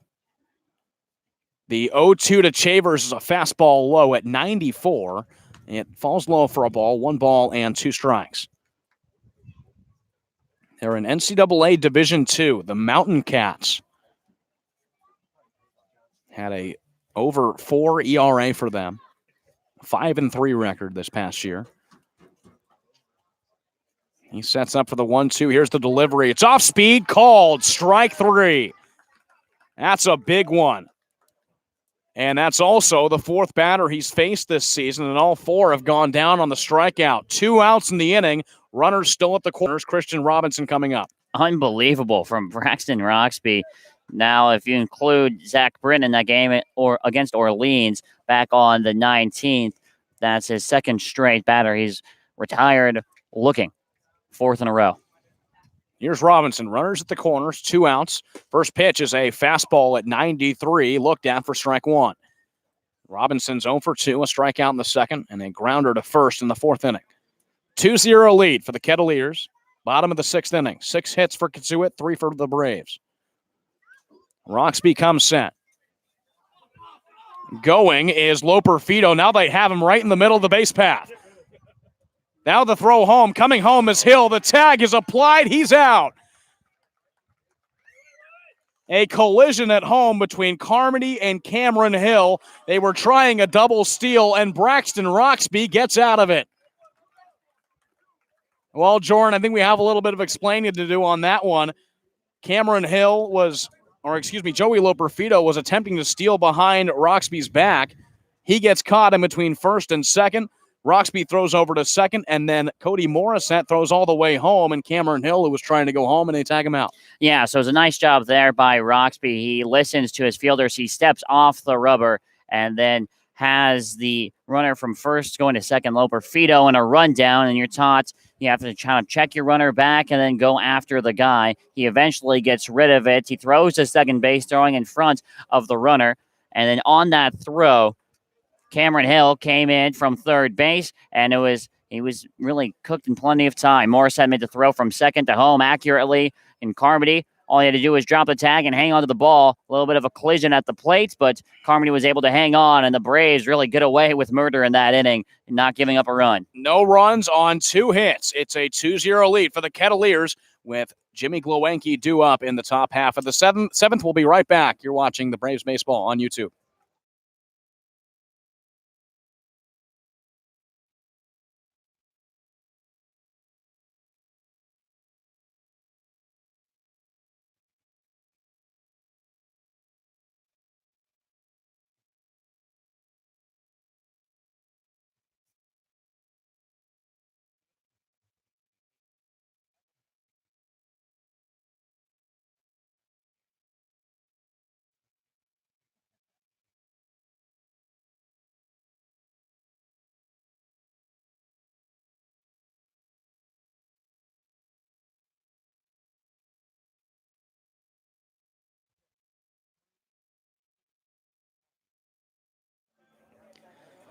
Four, five, six, 2-1 for the Braves, and a little bit of momentum building up on the Bourne Braves side as we approach the top of the 7th inning. Sean Sullivan is still on the mound for the Cotuit Kettleers. They'll face off against Glowenke, Poland, and Hess. Glowenke is 0 for 2 on Sullivan so far today. 2-0 lead for the Kettleers. Sullivan into the windup. The first pitch is swung and fouled off on a fly ball on the first base side. Glowenke starts off 0-1. And Glowenke has been the man for the Braves the past few games. He's gotten a hit in his last 5 games, 5-game hit streak coming into tonight. The 0-1 from Sullivan is a fastball high and outside. Called a ball, 1 ball and 1 strike. Well, we know manager Mike Roberts in his 16th season is extremely aggressive on the base pass. Here's the 1-1. Glowenke swings hard, fouls it off back into the glove of Pasek. 1 ball and 2 strikes. He tries to steal Loperfido. He was caught in the middle. So Mike Roberts, from the aggressive mind that he has, sends Cameron Hill home, and Morrison making a great play at second to turn home, throw home, and Carbony makes the tag right at home plate. 1-2. Glowenke, line drive, third base line. That'll get down. Glowenke will round first. He's headed for second. The throw from Chavers will be in time. Glowenke is tagged out, trying to stretch a single into a double for the first out of the inning. And that'll happen sometimes when you've been struggling to get runs across the plate, trying to take a guaranteed single into a double. Great relay from Parker Chavers, the left fielder, to second base. And Nick Gonzalez actually pulled off the bag, had to readjust and make the tag. So Glowenke will get credit for the single, but be thrown out at second base for the first out. He moves to 1 for 3 on the night. The first pitch to Poland is a check swing, called strike one. Poland is 0 for 2. 0-1. And he takes a fly ball to right field. Loperfido is moving back. He'll get under it and make the catch for the second out of the inning. 2 quick outs for Sean Sullivan on the mound, and what he thought was going to be a leadoff hit by Glowenke. He ends up getting him out at second, and Poland goes down on a fly out. Now it's Kyle Hess, who struck out twice.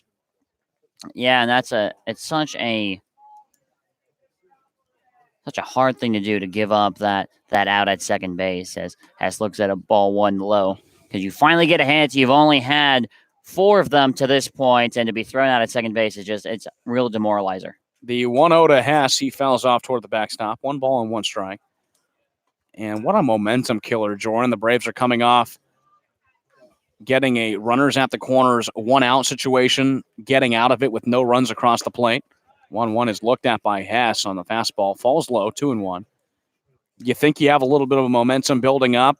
Glowenke has a solid hit, and he's thrown out at second. 2-1 to Hess. Fastball down the middle. He fouls off. Back into the glove of Pasek. 2-2. And it's not been Hess's night. 2 strikeouts for him tonight, both swinging, and he's in danger of falling to third time here. The 2-2 to Kyle Hess. He skies foul on the third base side. Count remains 2 balls and 2 strikes. Glowenke's hit was the first since the second batter of the 5th inning. Nick Bruiser's double.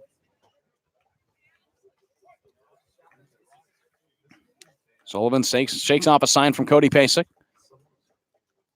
Into the windup, kicks and fires the 2-2 off speed, and Poland fouls it off. Nobody on, 2 outs. Top of the 7th inning, 2-0 lead for the Cotuit Kettleers here at Lowell Park in a game that we didn't even know was going to happen. The only game that's happening on the Cape tonight. YD and Wareham playing in Hartford. The 2-2 to Poland, fouled off yet again. That game getting done just a few hours ago. But everything that was scheduled to play on the Cape has been canceled due to rain. Yeah, that means there's no Hawk Watch tonight. You're right. That was becoming my favorite segment. Yeah, mine too. Really flows. 2-2, Poland skies foul yet again on the third base side. That's 5 foul balls straight by Kyle Hess. Remains 2-2. And the Hawk Watch, of course, a little bit of a different segment. Taking a look at the Hyannis results, but real important come playoff time. 2-2 to Hess is off speed, and he skies that one in play this time on the left field side. Chavers in left is moving into shallow left field, and he will put it away for the third out of the inning. Glowenke leads it off with a single. He tries to stretch it into a double and is thrown out at second. Poland flies out, and Hess flies out as well. The Braves go down in order. No runs on 1 hit. Nobody left on. 2-0. Cotuit leads it. We head to the bottom half of the 7th. It's stretch time at Lowell Park. You're watching Braves Baseball on YouTube.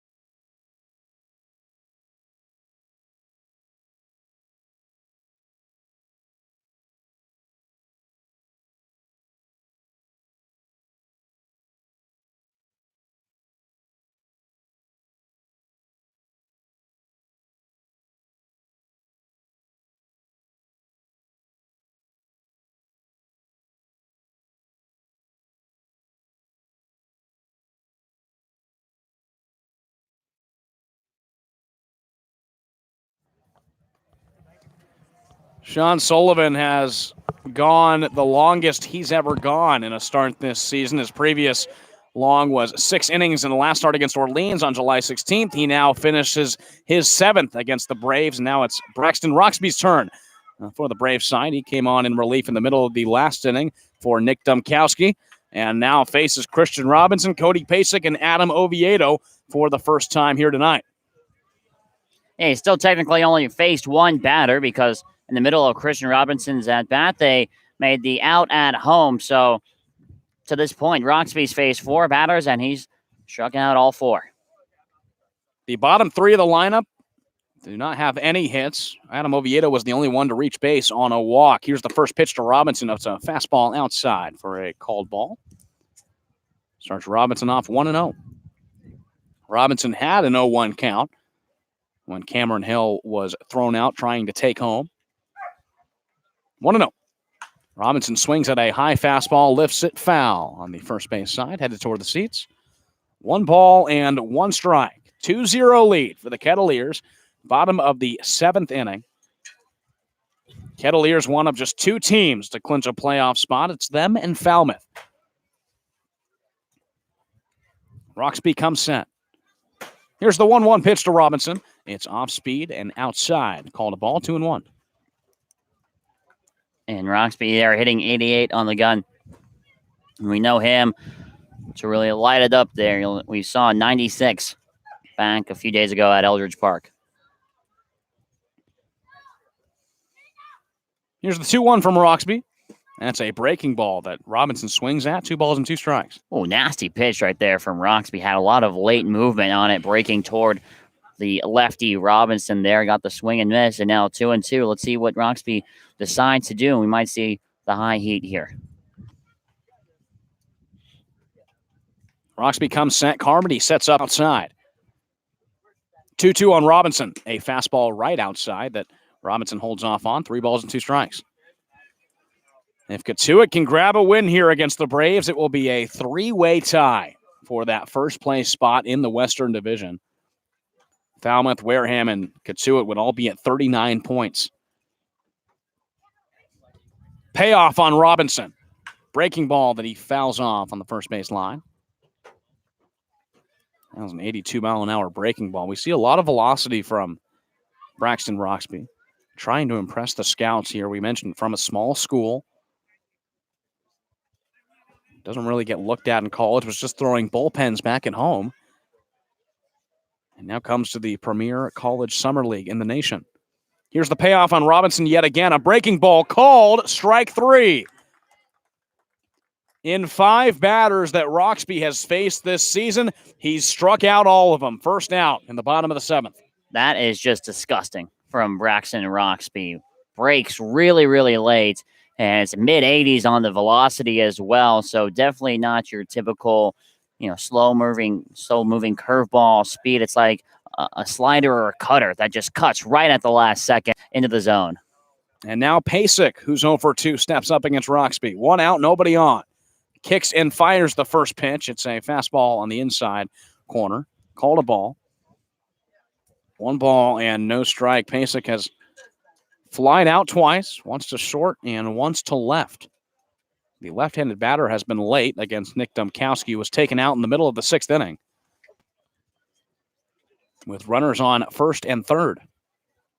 Roxby came in, struck out Parker Chavers, and Cameron Hill was thrown out trying to take home.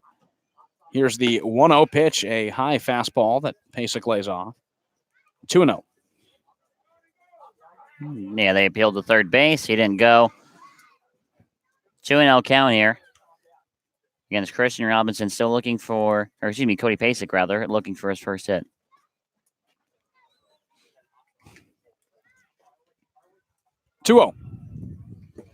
Pasek does go around on that pitch. It was in the dirt. Breaking ball from Roxby. 2 balls and 1 strike now to the Kettleers catcher. Cotuit, their last 10 games, they're 5-4-1.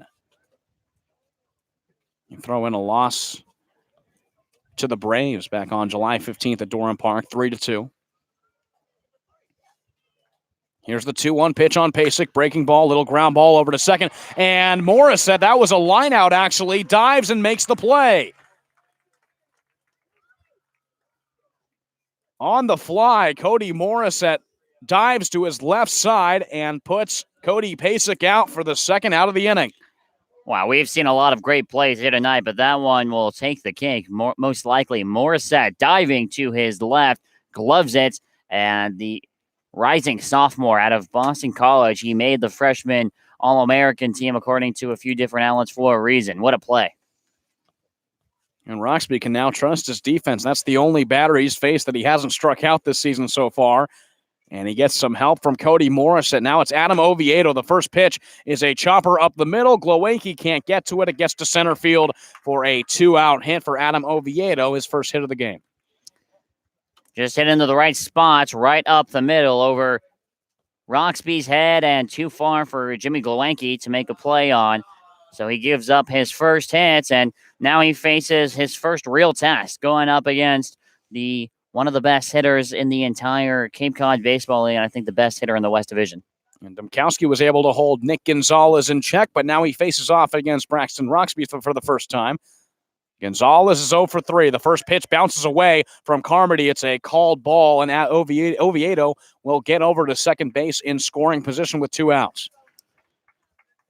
Yeah, that's the problem with someone who throws that hard. If the control is not there and the command isn't there, the pitch could go anywhere, and your catcher behind the plate, who isn't necessarily used to catching a velo that high, doesn't have a lot of time to react and get his body in the right spot to block the ball and keep it in front. So Oviedo moves up to second, and now a base hit here from Nick Gonzalez most likely scores him. These are 2 new players in Roxby and Carmody, both signed earlier last week. Here's the 1-0 pitch to Gonzalez. A fastball low. Carmody blocks it this time. More importantly, Gonzalez now has a 2-0 count.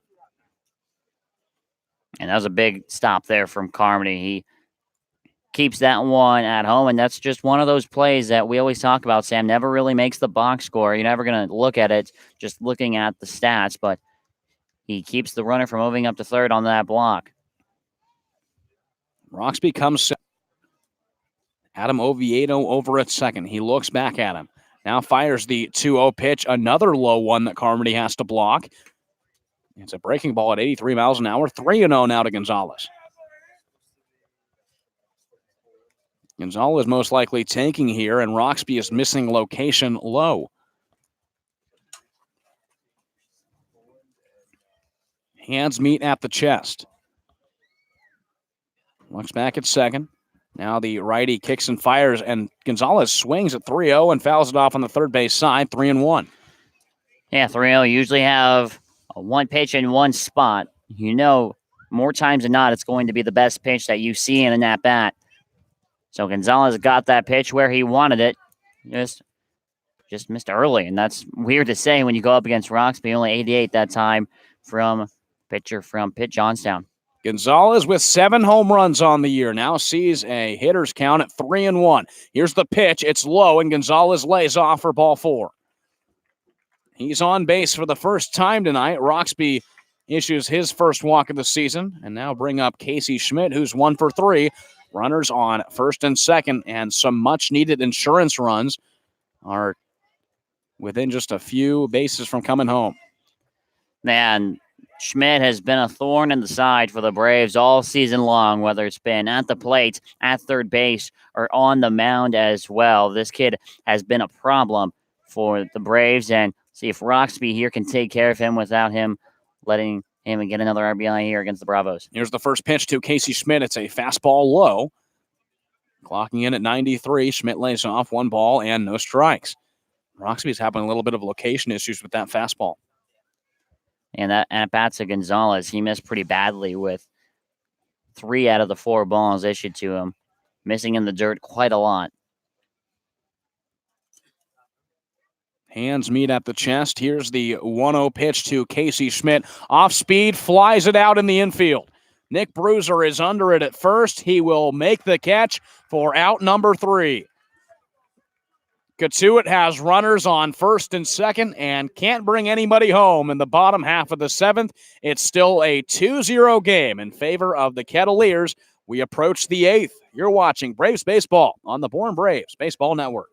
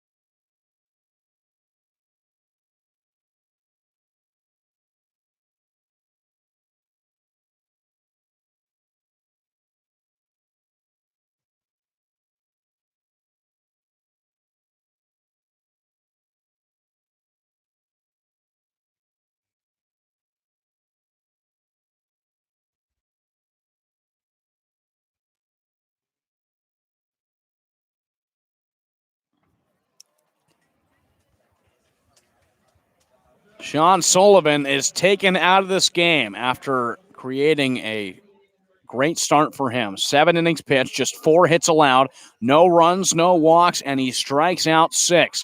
So the momentum from Sean Sullivan is over, and they turn to Matthew Mervis, who's already pitched against the Braves in relief twice this season. And he's an all-star as well, a two-way player from Duke University. Pitching-wise, he's 1-2 on the year, a 2.7 ERA.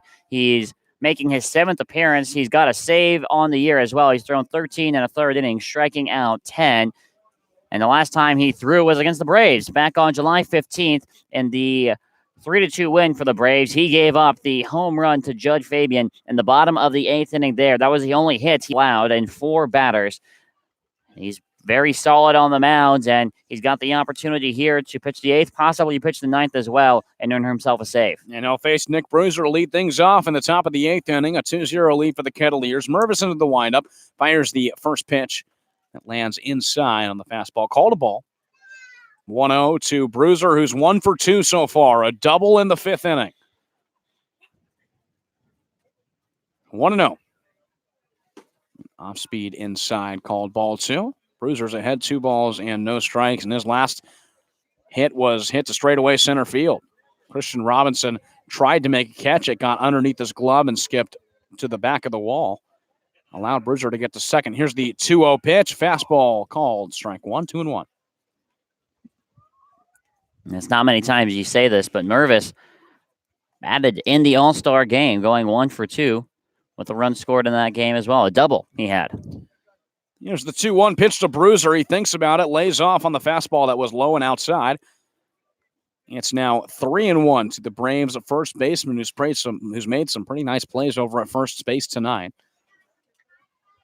Had a ball that skipped off of his glove, landed back into his glove, and then he dove head first and put the ball on the bag. The 3-1 is a called strike. Bruiser was on his way over to first on fastball that is just on the low outside corner. Called strike 2. The count runs full, 3-2.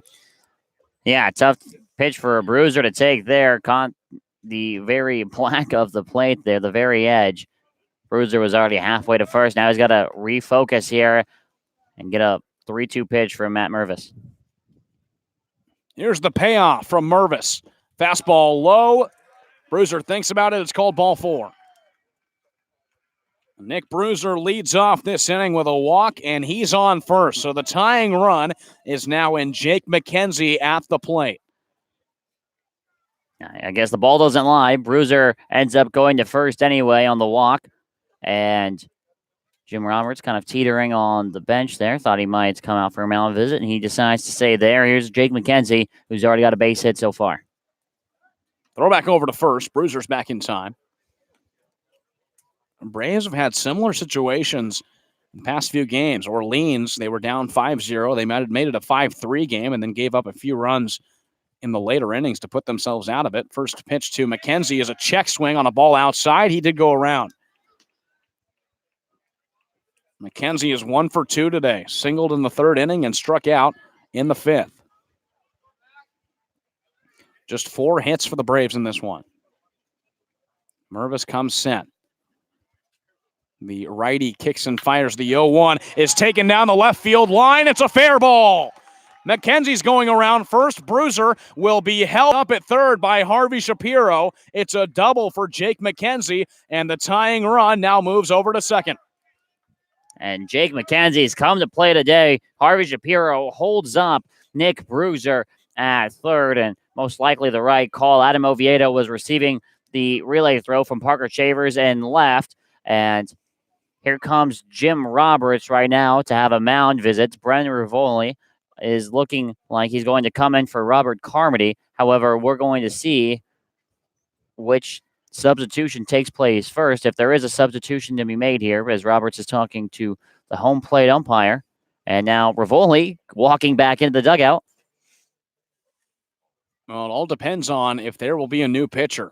Mike Roberts talking with the umpires right now. Mervis through 2 batters, gives up a walk and a double from Jake McKenzie, and the tying run is over on second. Now, Rivoli is no stranger to coming in pinch hit appearances. He's come in 7 times to pinch hit earlier this season. He went 0 for 3 against YD last night, where he got the start at catcher, his only start at catcher this season. Mike Roberts is on the mound talking with Matthew Mervis. We'll see if they make a change. And they are. Casey Schmidt is going to head into the dugout. He's going to go take all of his wristbands and things off. He's going to go get a new glove, and now the conversation happening between home plate umpire and the Cotuit bench, but Casey Schmidt will be the new pitcher in this ballgame. We'll take a quick break here in the top of the 8th inning. It'll be a new pitcher for the Cotuit Kettleers after Sean Sullivan dominates through 7. Matthew Mervis comes in and leads off the inning with 2 straight base runners. A new pitcher for the Cotuit Kettleers. They lead 2-0 in the middle of the top of the 8th. We'll be right back. You're watching Braves Baseball on YouTube.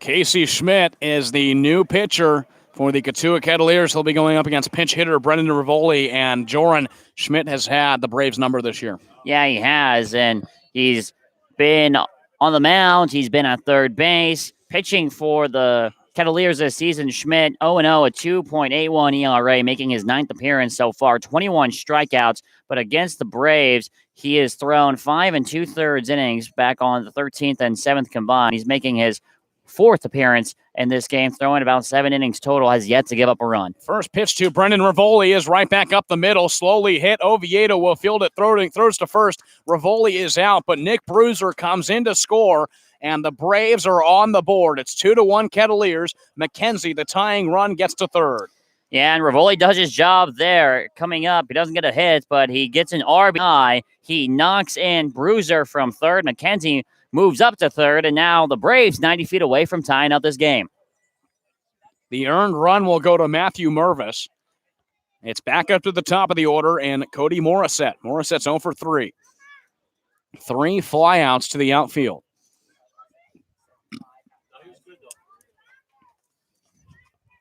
Schmidt comes set. The righty kicks and fires, and Morissette takes a ball that gets all the way to the wall in right field. Jake McKenzie is coming home to score. Morissette gets to second. The Braves tie it up in the top half of the 8th. Nice piece of hitting there from Cody Morissette. All it took was a ball in play to score the runner from third, Jake McKenzie. But how about an extra base hit? Morissette smacks a double into right center field, and both those runs will be credited to Mervis. The Braves make this a 0-0 game, essentially. 2 runs here in the top of the 8th inning, tied at 2. And now that go-ahead run is over at second, and Xavier Warren coming up. He's 0 for 3, ground out, fly out, and a strikeout. 2-2 game. This game has completely flipped around. Schmidt comes set, looks back at second, now fires the first pitch to Xavier Warren, a breaking ball. That's high, called a strike. And Jordan, we've seen the Braves in the later innings show a little bit of fight, but or at least in the past 3 games, the opposing team always puts a few more runs on the board, but this time it seems a little bit different. Braves tie it up in the top of the 8th. Here's the 0-1 pitch. It's inside and gets away from Cody Pasek. Morissette moves over to third.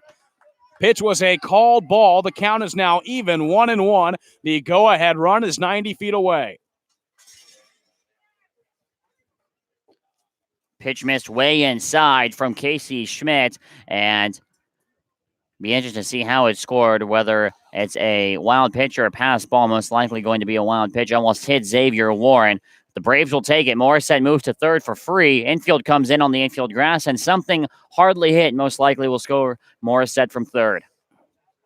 Only 1 out in the top of the 8th inning. Schmidt comes set, kicks and fires the 1-1. Off speed on the outside corner, called a strike. Warren falls behind, a ball and 2 strikes, and now you start to think darkness might be a little bit of a factor. It's starting to get dark here at Lowell Park in a tie 2-2 game.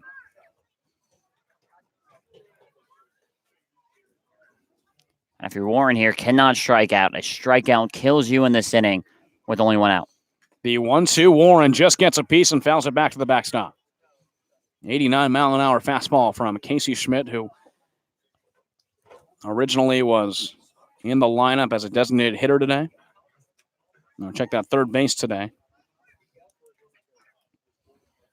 Comes in for Matthew Mervis after Mervis lets the first 2 batters for the Braves get on base. Schmidt hands meet at the chest. Here's the 1-2 delivery. It falls low, blocked by Cody Pasek. Called a ball, 2-2. Yeah, good take there from Warren. Lays off the stuff in the dirt. Evens up the count here at 2-2. It'll be interesting to see what Schmidt does. I have risk of giving up his against the Braves here. Morissette sitting on third base. 7 hits for the Kettleers, 6 for the Braves. The 2-2. Off speed and outside, and the count now runs full on Xavier Warren.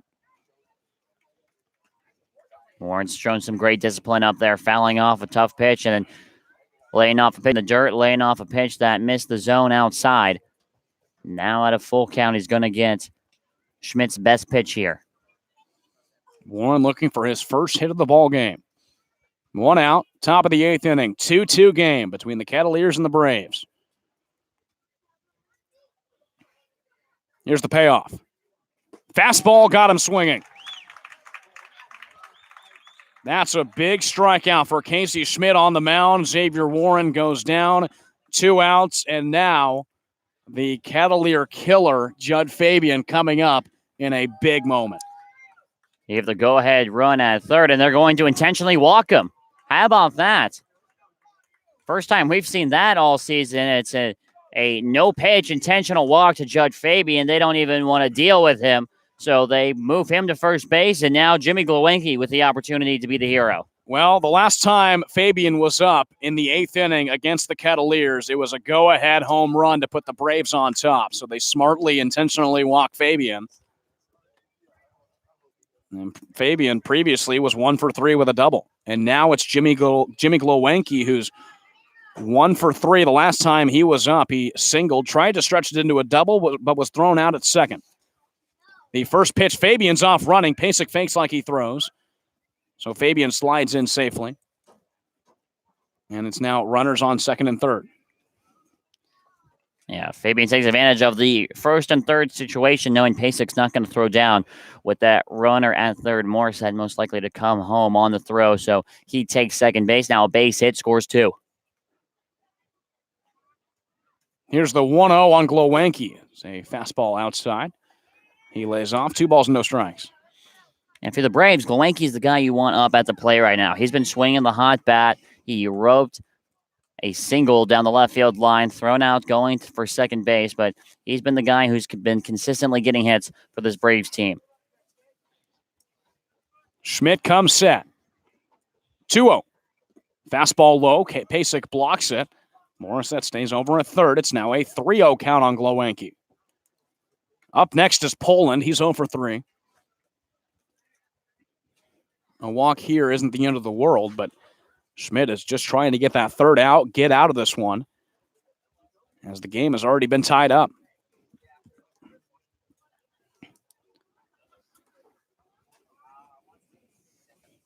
Here's a 3-0. A fastball down the middle. Glowinski watches. It's called strike 1. This is where it'll get interesting here. 3-1. Does Schmidt trust his off-speed stuff enough to go off-speed here on 3-1, or is Glowinski going to see another fastball here with first base open? Glowinski has 4 RBIs in his past 5 games. Schmidt hands meat out of the belt. Kicks and deals the 3-1, and Glowinski swings at it. The count runs full, 3-2. God, Glowinski very aggressive there on that 3-1. You have a big swing and a miss there. Now count fills up. Big moment in this ball game here. Momentum teetering for either side here. 3-2, 2 outs, and runners on second and third. Glowinski back in the box. 3 ball, 2 strike count. Here's the payoff from Casey Schmidt. Glowinski fouls it off on the third base side. Was way out in front of it. Got some solid contact, but couldn't straighten it out. We'll do it again. Yeah, he hit it hard, just way out in front, like you said.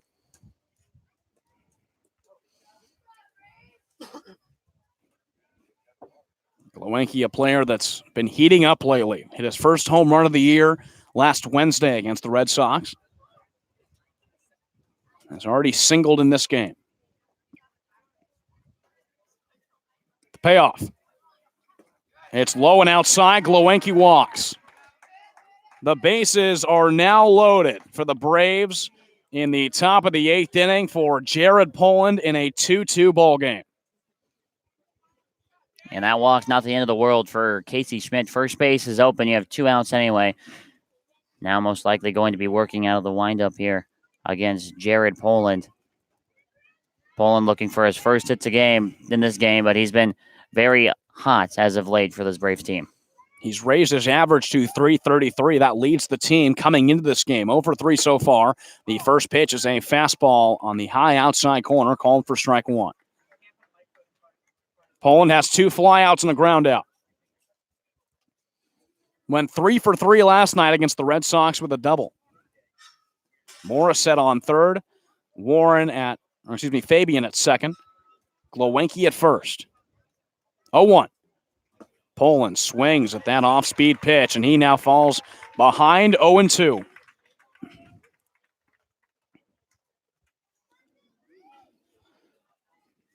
Now Poland finds himself way in the hole here at 0-2.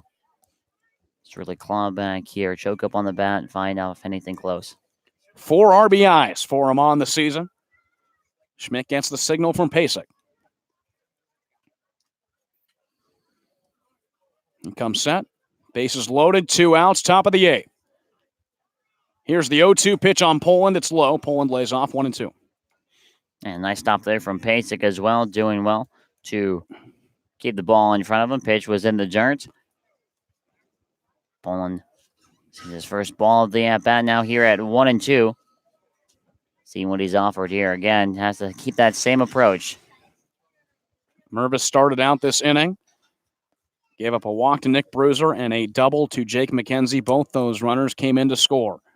The 1-2 on Poland got him swinging. Casey Schmidt strikes out Jared Poland with the bases loaded, but the Braves bring in 2 runs on an RBI ground out from Brendan Rivoli and an RBI double by Cody Morissette to tie this game up at 2. We head to the bottom half of the 8th. You're watching Braves Baseball on YouTube.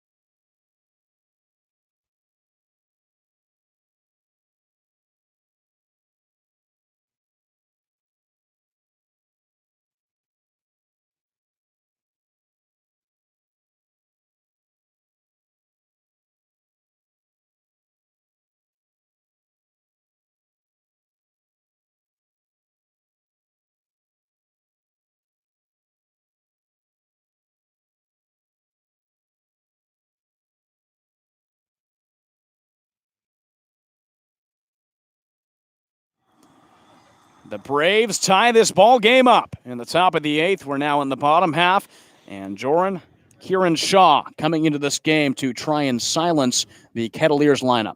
Yeah, he is the relief ace at the moment right now for this Braves team out of Harvard University. Shaw in the year 1-0, a 1.68 ERA, making his 12th appearance tonight. He's only thrown 10 2/3 innings. He's got 3 saves on the season, 12 strikeouts last through against Wareham back on July 20th in a 1-inning affair. Went 1-2-3 in that inning.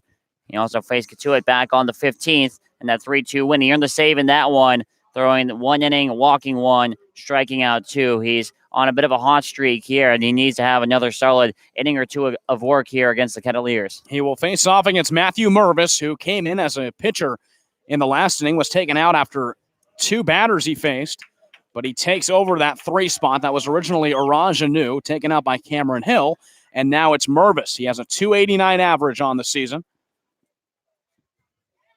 An all-star. The first pitch is a fastball called in the outside part of the plate at 94 miles an hour, 0-1. Mervis in the all-star game went 1 for 2 with a double, came around to score. The 0-1 from Shaw. Mervis, a hard swinging strike. He falls behind 0-2. Of course, no lights at Lowell Park. This could very well be the last inning if it takes long enough. So a very important eighth, and that's what Harvey Shapiro is thinking, but by putting Kieran Shaw on the mound here. 0-2. Mervis just check swings it and gets contact. Fouls it off third base side. Count remains 0-2. Yeah, I think it's going to be close, too, with a little bit of clown coverage that we have right now at Lowell Park. I think it could go either way. I think it might be tough to get another full inning in. Still an 0-2 count on Mervis. Here's the pitch from Kieran Shaw. It's just low on a breaking ball, 1-2. Yeah, nice off-speed stuff there from Kieran Shaw. About a 10-mile-an-hour difference from his fastball to his breaking ball. There, clocking in at 84. 1-2. Mervis lifts a high fly ball that will stay in the infield. Cody Morissette at second base is under it. He'll glove it for the first out of the inning. Mervis goes down for the first out, and this Kettleer lineup has not scored since Joey Loperfido was up in the bottom of the first. He got a 2 RBI double, and that's been the only scoring for the Kettleers here tonight. Mason McWhorter comes up. 0-for-3 game, reached base on a fielder's choice, came around to score on that double. The first pitch, he flies out third base side, 0-1. And every single batter starts to become every more important piece of this game. Every at-bat, every pitch starts to mean more and more as we get to the end of this game, 2-2 ball game. The 0-1 from Shaw. It's a breaking ball low. 1 ball, 1 strike. Brendan Rivoli is now in at catcher.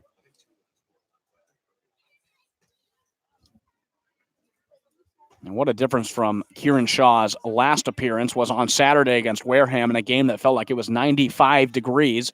The 1-1 on McWhorter is a fastball right in the middle of the zone, 1-2. 95 degrees on Saturday, and it cools off now to 66 here tonight. Braves didn't even wear their regular home white uniforms. They went out in their batting practice jerseys for the whole year for the first time since 2006. 1-2, breaking ball, got him swinging. McWhorter goes down, 2 outs for Kieran Shaw. Yeah, nasty pitch there from Shaw on the breaking ball. Moves downward, now here comes up the man responsible for the 2 RBIs. Joey Loperfido has also got 3 hits on this game, too. This is the guy you want to watch out for. 2 doubles, 1 single. Had the 2 RBI double in the first inning. The only runs that have come across the plate for the Kettleers. The first pitch from Kieran Shaw is a fastball that Loperfido can't catch up to. Swings out, it falls behind 0-1. And if that double is scored a triple in that first inning, which you and I both thought originally it was going to be, Loperfido just a home run away from the cycle. The 0-1 is a breaking ball low, bounces at Rivoli's feet. 1 ball and 1 strike. Loperfido now has 8 RBIs on the year, playing in his 20th game. He's got 4 RBIs in his past 2 games leading up to this one, so he's on a hot streak. Here's the 1-1 to the lefty. Fastball low. Loperfido lays off. Now he's ahead in the count, 2-1.